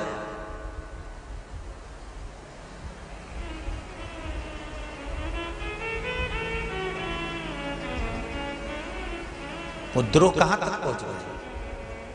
यही कनखल, इसी हरिद्वार की नजदीक कुछ ही दूरी पर भगवान शंकर जी का ससुराल कनखल, इसी कनखल की कथा सुना रहे हैं। ये हर की पौड़ी शिव महापुराण, ये साधारण नहीं है। इस हर की पौड़ी का मतलब समझना है अपने को बहुत ध्यान से। जैसे आपको मालूम पड़ गया ना कि हर शब्द कहां से जुड़ा, भरतरी से। सप्तऋषि रोड कैसे पड़ा, 7 धारा से। उसी तरह हमको समझना है। दक्ष प्रजापति के हृदय में कितना कितना कितना विद्रोह झाड़ा होगा, कितना विद्रोह जागा होगा, जरा विचार करिए। मेरे दामाद को मैंने श्राप दिया था कि काया बेकार हो जाएगी, तो शंकर कौन होते हैं मेरे दामाद की काया को ठीक करने वाले? डॉक्टर के सामने अगर उसका दुश्मन भी आ जाता है तो भी वो उसका इलाज करता है, उसको मार नहीं देता, क्योंकि वो डॉक्टर है। उसको परमात्मा ने कुछ कुछ दिया है तो वो उसका प्रयोग करता है। बहुत ध्यान देना। डॉक्टर अगर अपने और पराये का भेद करता है तो डॉक्टर के हाथ से मरीज के ठीक होने का जो यश होता है वो समाप्त हो जाता है। टीचर एक स्टूडेंट पर ज्यादा ध्यान दे और दूसरे स्टूडेंट पर ध्यान नहीं देता, क्यों? क्योंकि ये मेरे पास ट्यूशन पढ़ने आता है, ये मेरे पास कोचिंग लेने आता है, तो मैं इसको अच्छे से ध्यान दूंगा, इसको अच्छे से पढ़ाऊंगा, इसको अच्छे से बताऊंगा। और ये मेरे पास कोचिंग नहीं आता, ये मेरे पास ट्यूशन नहीं आता, तो इस पर मैं ध्यान नहीं दूंगा। तो टीचर का भी जीवन बेकार हो जाएगा। आ जाओ महाभारत की कथा। गुरु द्रोणाचार्य एकलव्य से क्या मांगा था? अरे जम के बोलो जरा। अंगूठा। ना तो गुरु द्रोणाचार्य ने एकलव्य को पढ़ाया, ना गुरु द्रोणाचार्य ने एकलव्य को एक क्षण के लिए भी बैठकर ज्ञान दिया, ना गुरु द्रोणाचार्य ने एकलव्य को कुछ बताया, ना गुरु द्रोणाचार्य ने एकलव्य को कुछ कहा। उसके बाद भी अर्जुन से भी ज्यादा अगर कोई विद्वान था तो वो एकलव्य था। और गुरु द्रोणाचार्य को मालूम पड़ गया कि ये एकलव्य बड़ा विद्वान है, बड़ा ज्ञानवान है और ये सब कुछ कर सकता है। मेरे शिष्य को मैंने पढ़ाया, जिसको मैंने ट्यूशन दी, जिसको मैंने कोचिंग दी, जिसको मैंने इंस्टीट्यूट खोलकर बिठाया, जिसको पढ़ाया लिखाया, सब कुछ मैंने करा, ये तो इसके नीचे आ गया। और वो एकलव्य जिसको मैंने पढ़ाया नहीं, ज्ञान दिया नहीं, जिसको मैंने कभी देखा तक नहीं, और उसने मेरी मूर्ति बनाकर इतनी ज्ञान अर्जन कर लिया। कोई कोई होते हैं जिनको माँ बाप खूब पढ़ाते हैं और वो अच्छे अच्छे कॉलेज में, अच्छे अच्छे स्कूल में जाते हैं और खूब खूब खर्चा करते हैं। और कोई कोई ऐसे होते हैं भले उसी स्कूल में पढ़ते हैं पर कोचिंग नहीं कर पाते, तो अपने दोस्त से कहते हैं, दोस्त तेरी किताब दे देगा क्या, तेरी बुक दे देगा क्या, मैं अभी पढ़ के आता हूँ, अभी मैं तैयारी कर आता हूँ, मेरा एग्जाम है कल, तेरा भी एग्जाम है ना, तो तूने तो पढ़ लिया होगा। हाँ मैंने तो सब पढ़ लिया, मेरे टीचर ने मुझे कोचिंग में सब पढ़ा दिया, ले किताब ले जा, ये 20 क्वेश्चन ले जा, ये ले जा, ले तेरी ये फिजिक्स उठा ले जा, ये केमिस्ट्री उठा कर ले जा, ले तू पढ़ लेना, ले जा।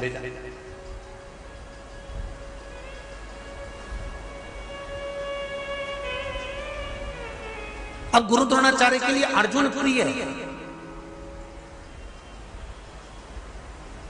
एकलव्य प्रिय नहीं है। तो उन्होंने सोचा कि मेरे शिष्य का नाम कैसे चलेगा, तो उन्होंने कहा इसका अंगूठा ही कटवा लेता।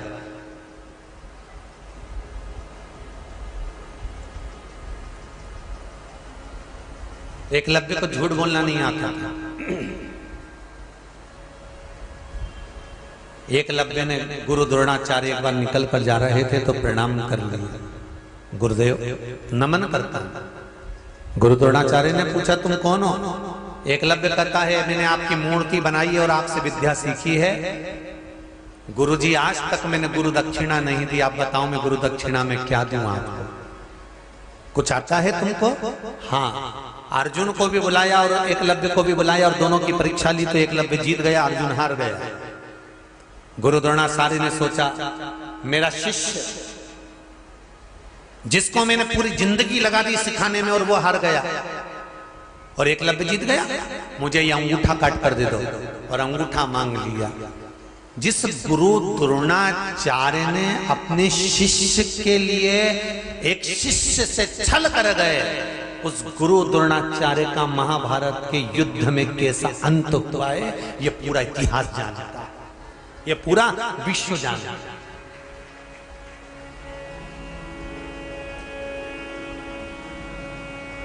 मत बुरे कर्म कर बंदे वरना पछताएगा, भगवान की आंखों से तू बच नहीं पाएगा, तू बच नहीं पाएगा। अरे ओ अज्ञानी मत करना दानी, तेरे कर्म का फल भी तू ही पाएगा, जैसा किया तूने तेरे आगे आएगा। मत बुरे कर्म कर बंदे वरना पछताएगा, भगवान की आंखों से तू बच नहीं पाएगा, तू बच नहीं पाएगा। आप अच्छा कर्म करो। एक टीचर अपने स्टूडेंट के साथ छल ना करे, एक डॉक्टर अपने मरीज के साथ छल ना करे। तो ये शिव की कथा कहती है कि भगवान भी उसकी जिंदगी के साथ कभी छल नहीं करता है, कभी नहीं करेगा।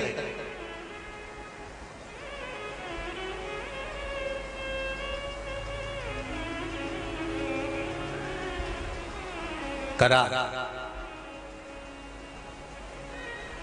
अब शिव कौन है, शंकर कौन है? अगर किसी की काया को सही कर रहे हैं, हाथी का माथा जोड़ रहे हैं, दक्ष प्रजापति को बकरे का मुख लगा रहे हैं, प्लास्टिक सर्जरी करने में नंबर 1 है, इलाज करने में 1 नंबर, तो शंकर कौन है? अरे बोलो तो तुम क्या, डॉक्टर ही है ना।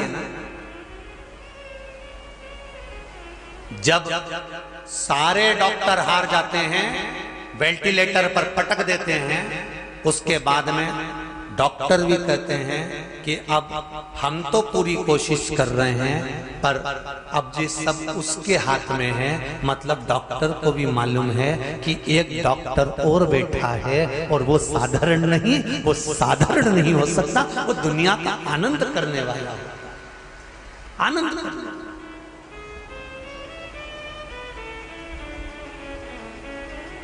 उस महाकाल के आगे काल भी हार जाता है।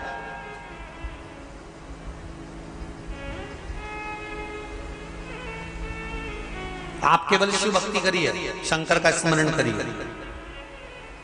आज ही की कथा,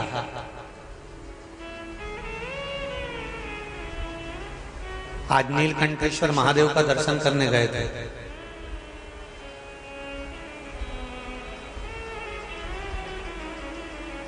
बावन किलोमीटर ऊपर है, ऊंचाई पर है, रास्ता भी छोटा है, पास में से गंगा जी बह रही है। आप लोग गए? कौन कौन गए हैं? सब गए हो? चलो रखो। वापिस लौट कर आ रहे थे। नीलकंठेश्वर महादेव से कितना किलोमीटर नीचे आए होंगे? लगभग 5 किलोमीटर नीचे आए हैं। और 4 गाड़ी 3 गाड़ी गई थी, उसमें जिस गाड़ी में हम बैठे थे वो गाड़ी पहाड़ से टकरा गई,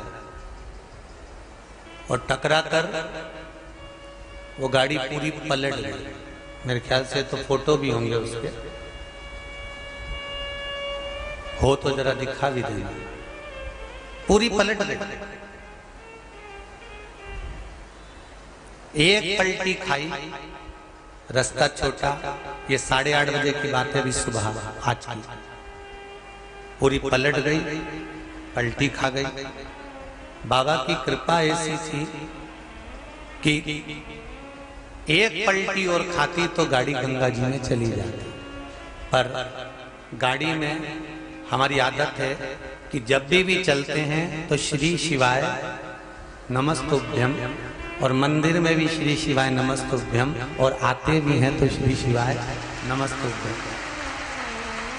गाड़ी की दशा टीवी वाले देख रहे होंगे कि कैसी दशा है। देखिए आप लोगों ने, पूरी उल्टी, चारों चक्के ऊपर, कांच, खिड़की, दरवाजे सब चपटे। फिर भी मेरे देव अधिदेव महादेव ने ऐसी करुणा करी कि हमको तो लगता है कि मेरे शिव जगदम्बा के साथ आकर गोदी में झेलकर यहाँ लाकर छोड़ दिया। ये शिव कृपा। लोग कहते कहाँ है महादेव? हम कहते हैं आपकी श्वासों में है महादेव। आप पुकार कर देखिए, पुकार कर देखिए।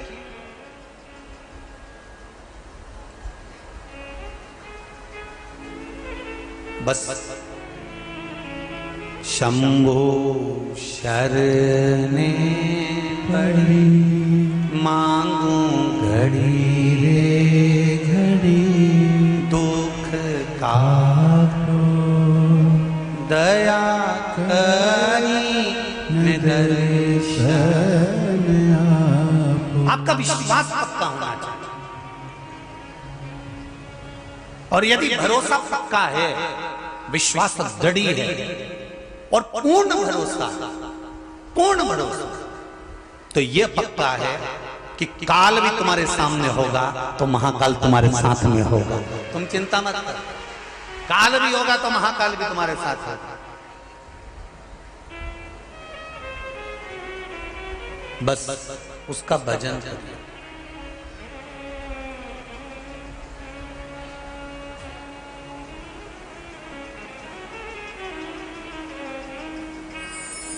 केवल इसका तेरे डमरू की धुन। आज मैं गाड़ी में जब आ रहे थे और जब ये सब कुछ हुआ तो बाबा का यही बहाना है, तेरे डमरू की धुन सुन के मैं काशी नगरी सुना है हमने ओ भोले, तेरी काशी में मुक्ति है। सुना है हमने ओ भोले, तेरी काशी में मुक्ति है। सुना है हमने ओ भोले, तेरी काशी में मुक्ति है।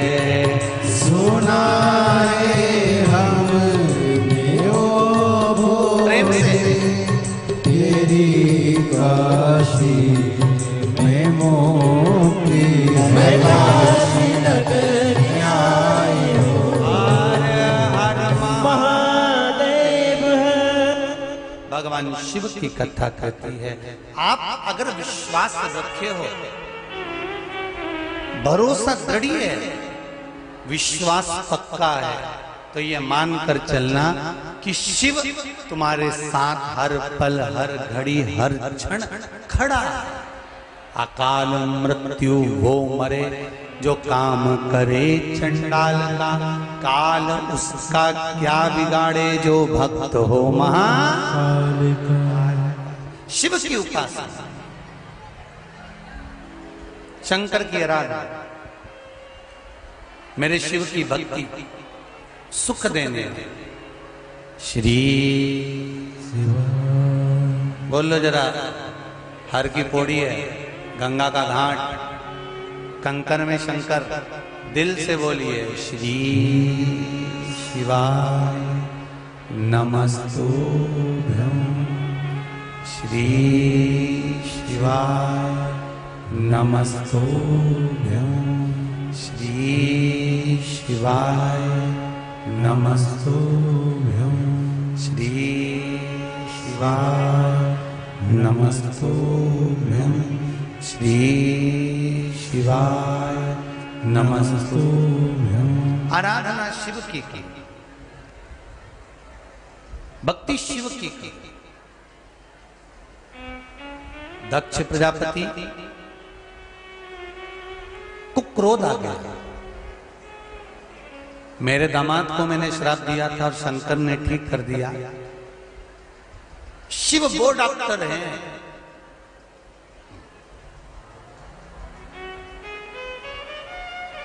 वो महामृत्युंजय जो मृत्यु को भी जीत जाए, वो देवाधिदेव महादेव, साधारण नहीं है शिव।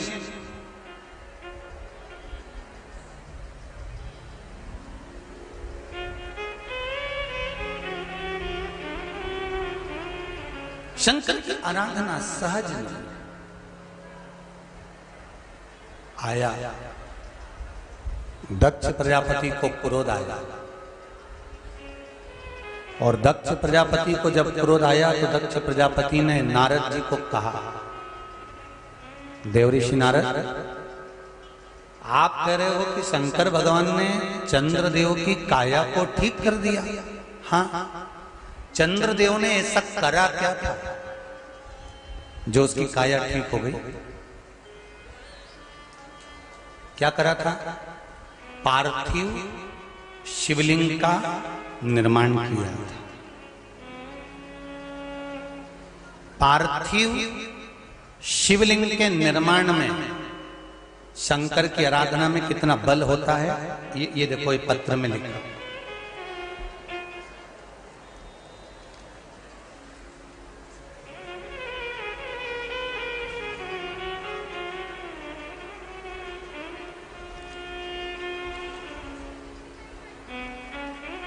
पत्र में लिखा है,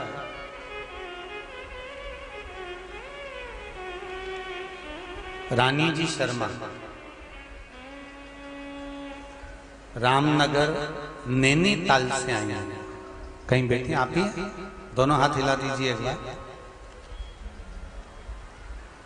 हर हर महादेव। मेरा नाम रानी शर्मा है और हम रामनगर नैनीताल से हैं। गुरुजी, मेरे चेस्ट में 2 साल पहले एक गांठ हो गई थी, गठान हो गई थी, जिसका ऑपरेशन अलीगढ़ के हॉस्पिटल में हुआ था। उसके बाद कुछ समय के बाद एक गांठ दोबारा उससे हटकर थोड़ी ही दूरी पर फिर हो गई, और वो गांठ पिछली गांठ से बड़ी थी अभी। गुरुजी, हमने लॉकडाउन में आपकी कथा सुनी और कुछ उपाय आपने गांठ को गलने के लिए रुद्राक्ष वाला, बेलपत्री वाला, जड़ वाला कहा, उसको करना प्रारंभ करा। गुरुदेव, डॉक्टर ने भी कह दिया कि ये गठान पिछली गठान से बड़ी है और चांस कुछ गड़बड़ ही है।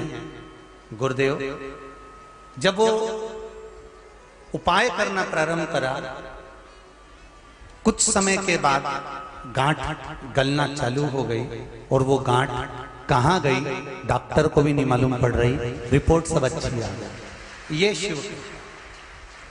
बैठो बहन, बैठो। हर हर महादेव। बैठ जाइए। शिव की कृपा। फिर हम रुद्राक्ष उत्सव में बाबा भोलेनाथ को प्रणाम करने सीहोर गए, वहां बाबा को नमन करा। बाबा की कृपा, शिव की आराधना, शिव उपासना।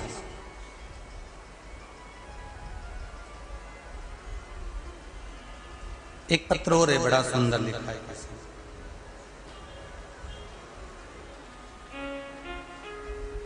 दीक्षा सिरोही,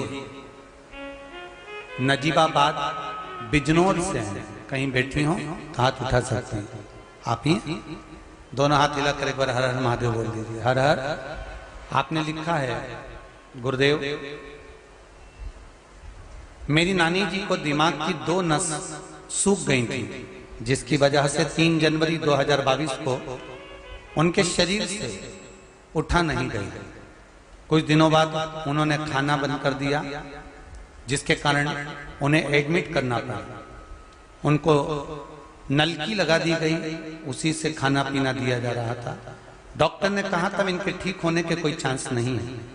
गुरुजी, मैं और मेरी मम्मी शिव महात्मा कथा टीवी पर सुनते थे, जिसमें हमने पशुपति व्रत के बारे में जाना, और उस व्रत को करने के बाद शिव को नमन कर उसका जल 2 बूंद नानी को देना प्रारंभ करा। कुछ समय के बाद नानी के शरीर में वापिस प्रतिक्रिया चालू हुई, और डॉक्टर भी आश्चर्य में पड़ गए, और 5 दिन में डॉक्टर ने छुट्टी कर दी और मेरी नानी ठीक हो गई। ये बैठो बैठो। हर हर महादेव। बैठिए। श्री शिवाय नमस्तुभ्यं। शिव आराधना, ऐसे कई पत्र हैं, ढेर, बहुत बहुत सारे हैं हमारा। और हम कहेंगे ये पत्र नहीं है, ये तो मेरे शिव का हस्ताक्षर है कि मैं हूं।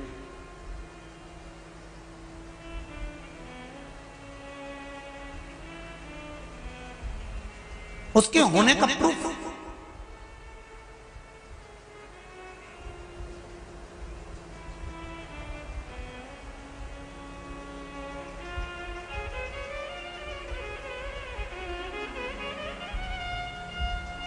मैंने तेरे ही भरोसे, ओ भोले तेरे ही भरोसे, हवा बिच उड़ती जावांगी, बाबा डोर हथों छड़ी कटी जावांगी, भोले मैं तेरी पतंग, शंभो मैं तेरी पतंग, हवा बिच उड़ती जावांगी, बाबा डोर हथों छड़ी नामे कटी जावांगी। शिव से कहो, जितने भी लोग शिव महापुराण की कथा चाहे आस्था पे सुन रहे हो, चाहे फेसबुक पर सुन रहे हो, यूट्यूब पर सुन रहे हो, चाहे इस पावन मायापुरी में श्रवण कर रहे हो, बाबा से कहना मैं जिस कार्य के लिए आई हूं, बड़ी आशा लेकर आई हूं, मैंने सुना है शिव महापुराण की कथा सुनने के बाद 3 महीने में बाबा मुराद पूरी करता है, तो मेरी भी जरूर करेगा। ये विश्वास लेकर, ये भरोसा है, ये मेरा दृढ़ता है, ये मेरा भरोसा है।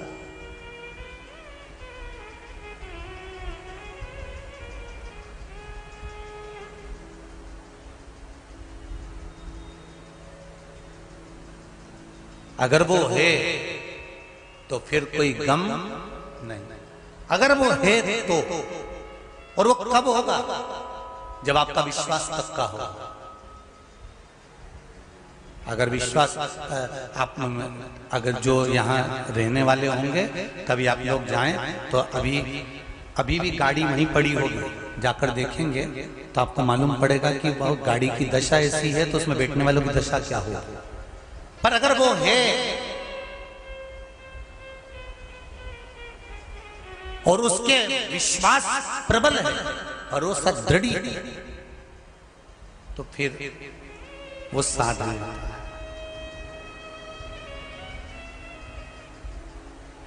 विश्वास पक्का होना चाहिए। कितने लोग हैं जो शिव मंदिर जाते हैं? आप लोग सब जाते हो शंकर जी के मंदिर?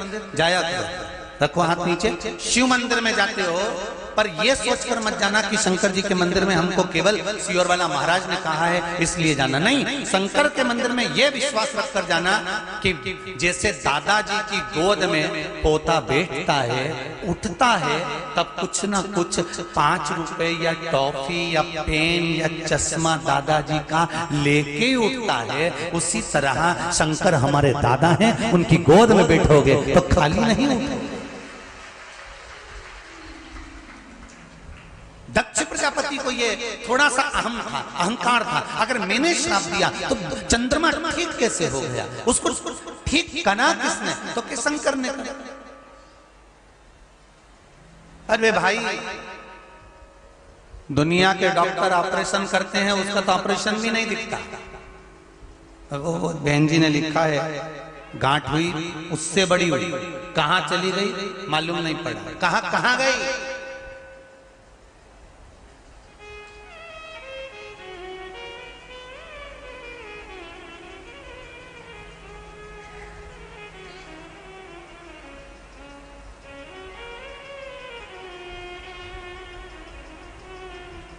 देता है वो सब। हाँ, किसी किसी के जीवन में थोड़ा दुख तो लोग कहते हैं, बताओ हम तो मंदिर में जाते हैं, एक लोटा पानी चढ़ाते हैं, अगरबत्ती लगाते हैं, दिया लगाते हैं, गंगा जी का स्नान करते हैं, धूप बत्ती लगाते हैं, पूजन करते हैं, पाठ करते हैं, उसके बाद भी भगवान हमारी तो सुन ही नहीं लिया, सारा दुख तो हमको ही दे दिया। अरे भाई, पिछले जन्म की फाइल थोड़ी सी मोटी होगी तो छुपाने में दिक्कत आ रही हो, क्योंकि वो भी 33 कोटि देवी देवताओं में मेरे देवाधिदेव महादेव बैठते हैं। अब ब्रह्मा जी तो खुद उनसे परेशान रहते हैं। आप लोगों को पहले भी कथा में कहा, एक बार ब्रह्मा जी ने किसी के प्राण वापिस, वो राजा श्वेत की कथा आती है कि राजा श्वेत के प्राण वापिस दे दिए, तो ब्रह्मा को क्रोध आ गया। ब्रह्मा जी ने कहा, यमराज गए तो उनने प्राण नहीं लेने दिए, मृत्यु देवी गई तो प्राण नहीं लेने दिए, बचाया किसने? शंकर जी ने। ब्रह्मा जी कहते हैं जब मैंने अपनी लेखनी से लिख दिया था कि इतनी तारीख को इतनी बजे इतनी घड़ी में इतने पल पर ये मरेगा, तो इसको मरने क्यों नहीं दिया? बीच में कौन आया? तो क्या शंकर जी आए। शंकर जी को बुला, शंकर जी से पूछा तुमने ऐसा क्यों करा? शंकर जी बोले ये मेरा भजन कर रहा था तो काय को मरने दूंगा। तुम्हारे यहाँ कोई नौकरी करता है, तुम्हारे यहाँ कोई पोछा लगाता है, तुम्हारे यहाँ कोई झाड़ू लगाता है, उसके घर में शादी आती है या तकलीफ आती है या उसके बच्चे की तबीयत खराब हो जाती है, तो जिस सेठ के यहाँ वो नौकरी करती है, जिस सेठ के यहाँ झाड़ू लगाती, पोछा लगाती, सेठ जी के यहाँ अगर आएगी और रोएगी तो बोला ईमानदारी से सेठ जी दवाई का पैसा देंगे कि नहीं देंगे? अरे बोलो तो देंगे ना। तो हम भी हमारे महादेव की नौकरी करते हैं तो सब वो संभालेगा ना। सेठ बैठा है, मेरे भोले तेरी नौकरी सबसे बढ़िया है, सबसे बड़े तेरे दरवाजे की चाकरी सबसे बढ़िया, सबसे बड़ी। मेरी किस्मत का जब गुल खिला तब जा कर के ये दर्द मिला, मिल गई मुझको चौखट तेरी सबसे बढ़िया है, सबसे बड़ी।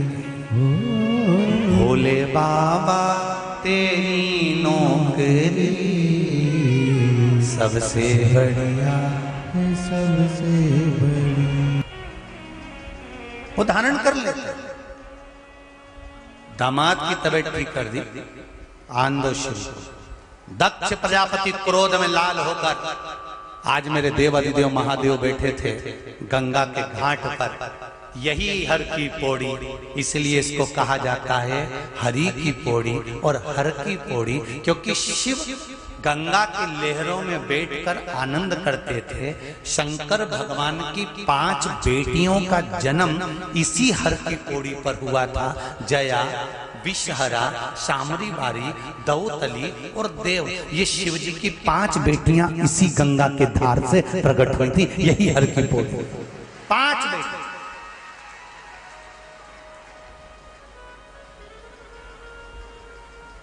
नाम बोलो जरा। पहली जया, विषहरा, श्यामली बारी, दौतली और देव, ये 5 कन्या हैं शंकर भगवान की। वैसे हैं 6, एक अशोक सुंदरी भी है, पर अभी 5 की चरित्र चल रहा है हरिद्वार में, तो 5 बेटियां।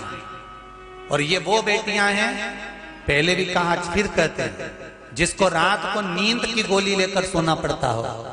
एक प्रैक्टिकल जरूर कर देखना, रात को सोने से पहले जब पलंग पर सो, मोबाइल पूरा बंद कर दो। सोने से जितना तुम्हें व्हाट्सएप चलाना चला, फेसबुक यूट्यूब से चलाना चला, पर सोते समय जब मोबाइल बंद करो, गोली मत खाना, हाथ में थोड़ा सा जल लेना। जया, विषहरा, श्यामली बारी, दौतली, देव, शंकर जी की 5 लड़कियों का नाम लेकर थोड़ा थोड़ा सा आचमन करना और बढ़िया श्री शिवाय नमस्तुभ्यम कहकर सो जाना। ऐसी नींद लगेगी कि सवेरे भी नींद खुले तो पड़ोसी ही जगाएगा, उठ जा 8 बज गई है। ये शिव।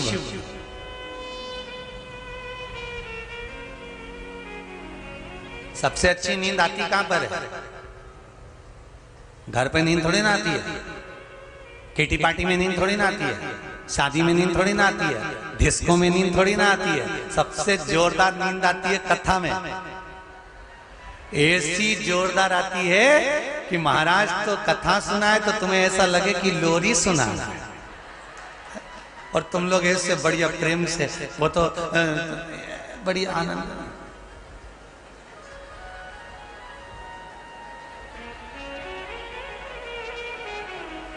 और पड़ोसी उठा दे तुमको, उठ सो रही क्या? तो फिर ऐसे ऐसे क्या कर रही? भगवान भाग रिया है तो बुला रही।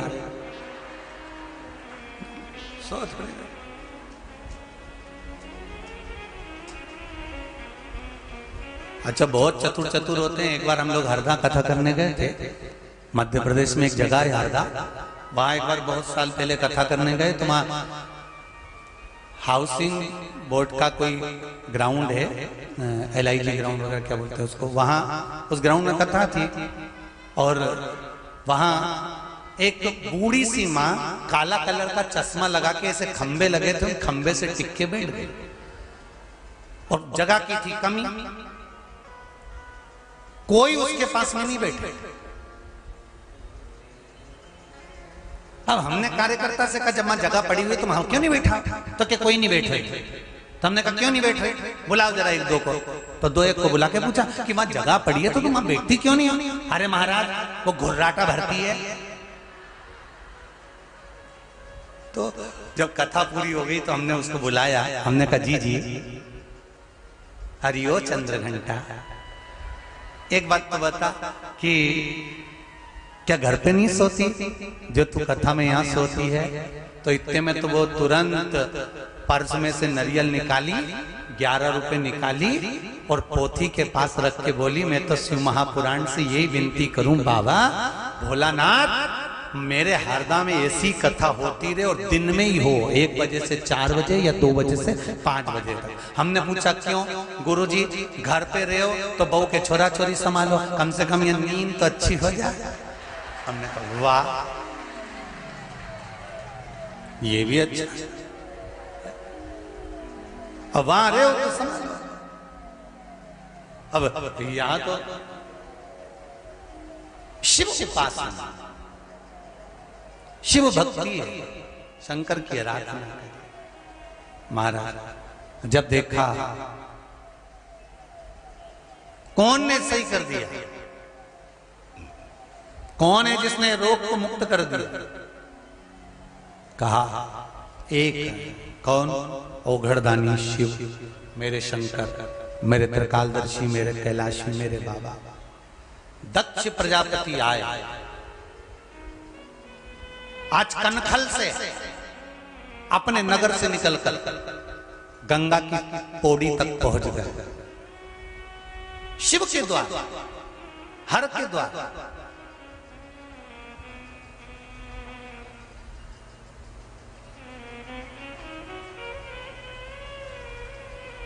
कितना अंतर है जरा ध्यान रखिएगा। कनखल में दक्ष प्रजापति हैं, वहां से चले थे क्रोध में, गुस्सा कर कर बोलते बोलते चले। शिव जी ने जो पवन देव से कहा थोड़ी सी हवा चला दो, और जो पवन देव ने थोड़ी सी हवा चलाई और गंगा के घाट की रज, गंगा के घाट की माटी, कंकर, रेत, थोड़ी सी रज उड़ी और बोलते बोलते जा रहे थे और वो मुंडा में भरी।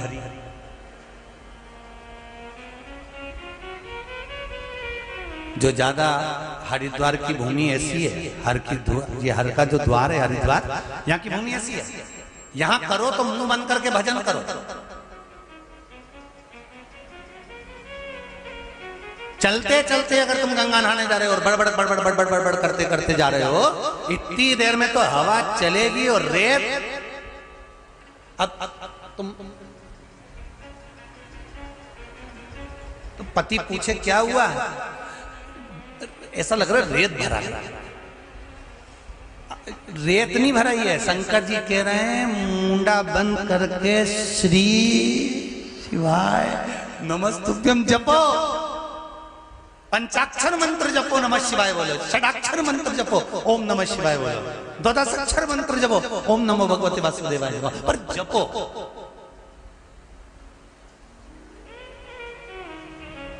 बोल मेरी जीवा हरि हरि, 10-10 भोजन पान करे और राम नाम में मरी मरी। बोल मेरी जीवा, अभी भी नहीं बोली, अरे बोलो तो हरि हरि। हरि बोले कि मरी बोले? हरि, हाँ ठीक है।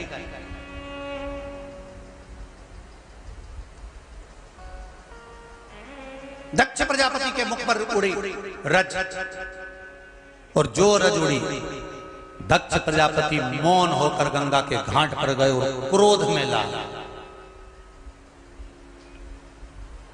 मेरे शंभू बैठे थे, बहुत शांति, शीतल था, एकदम शीतल।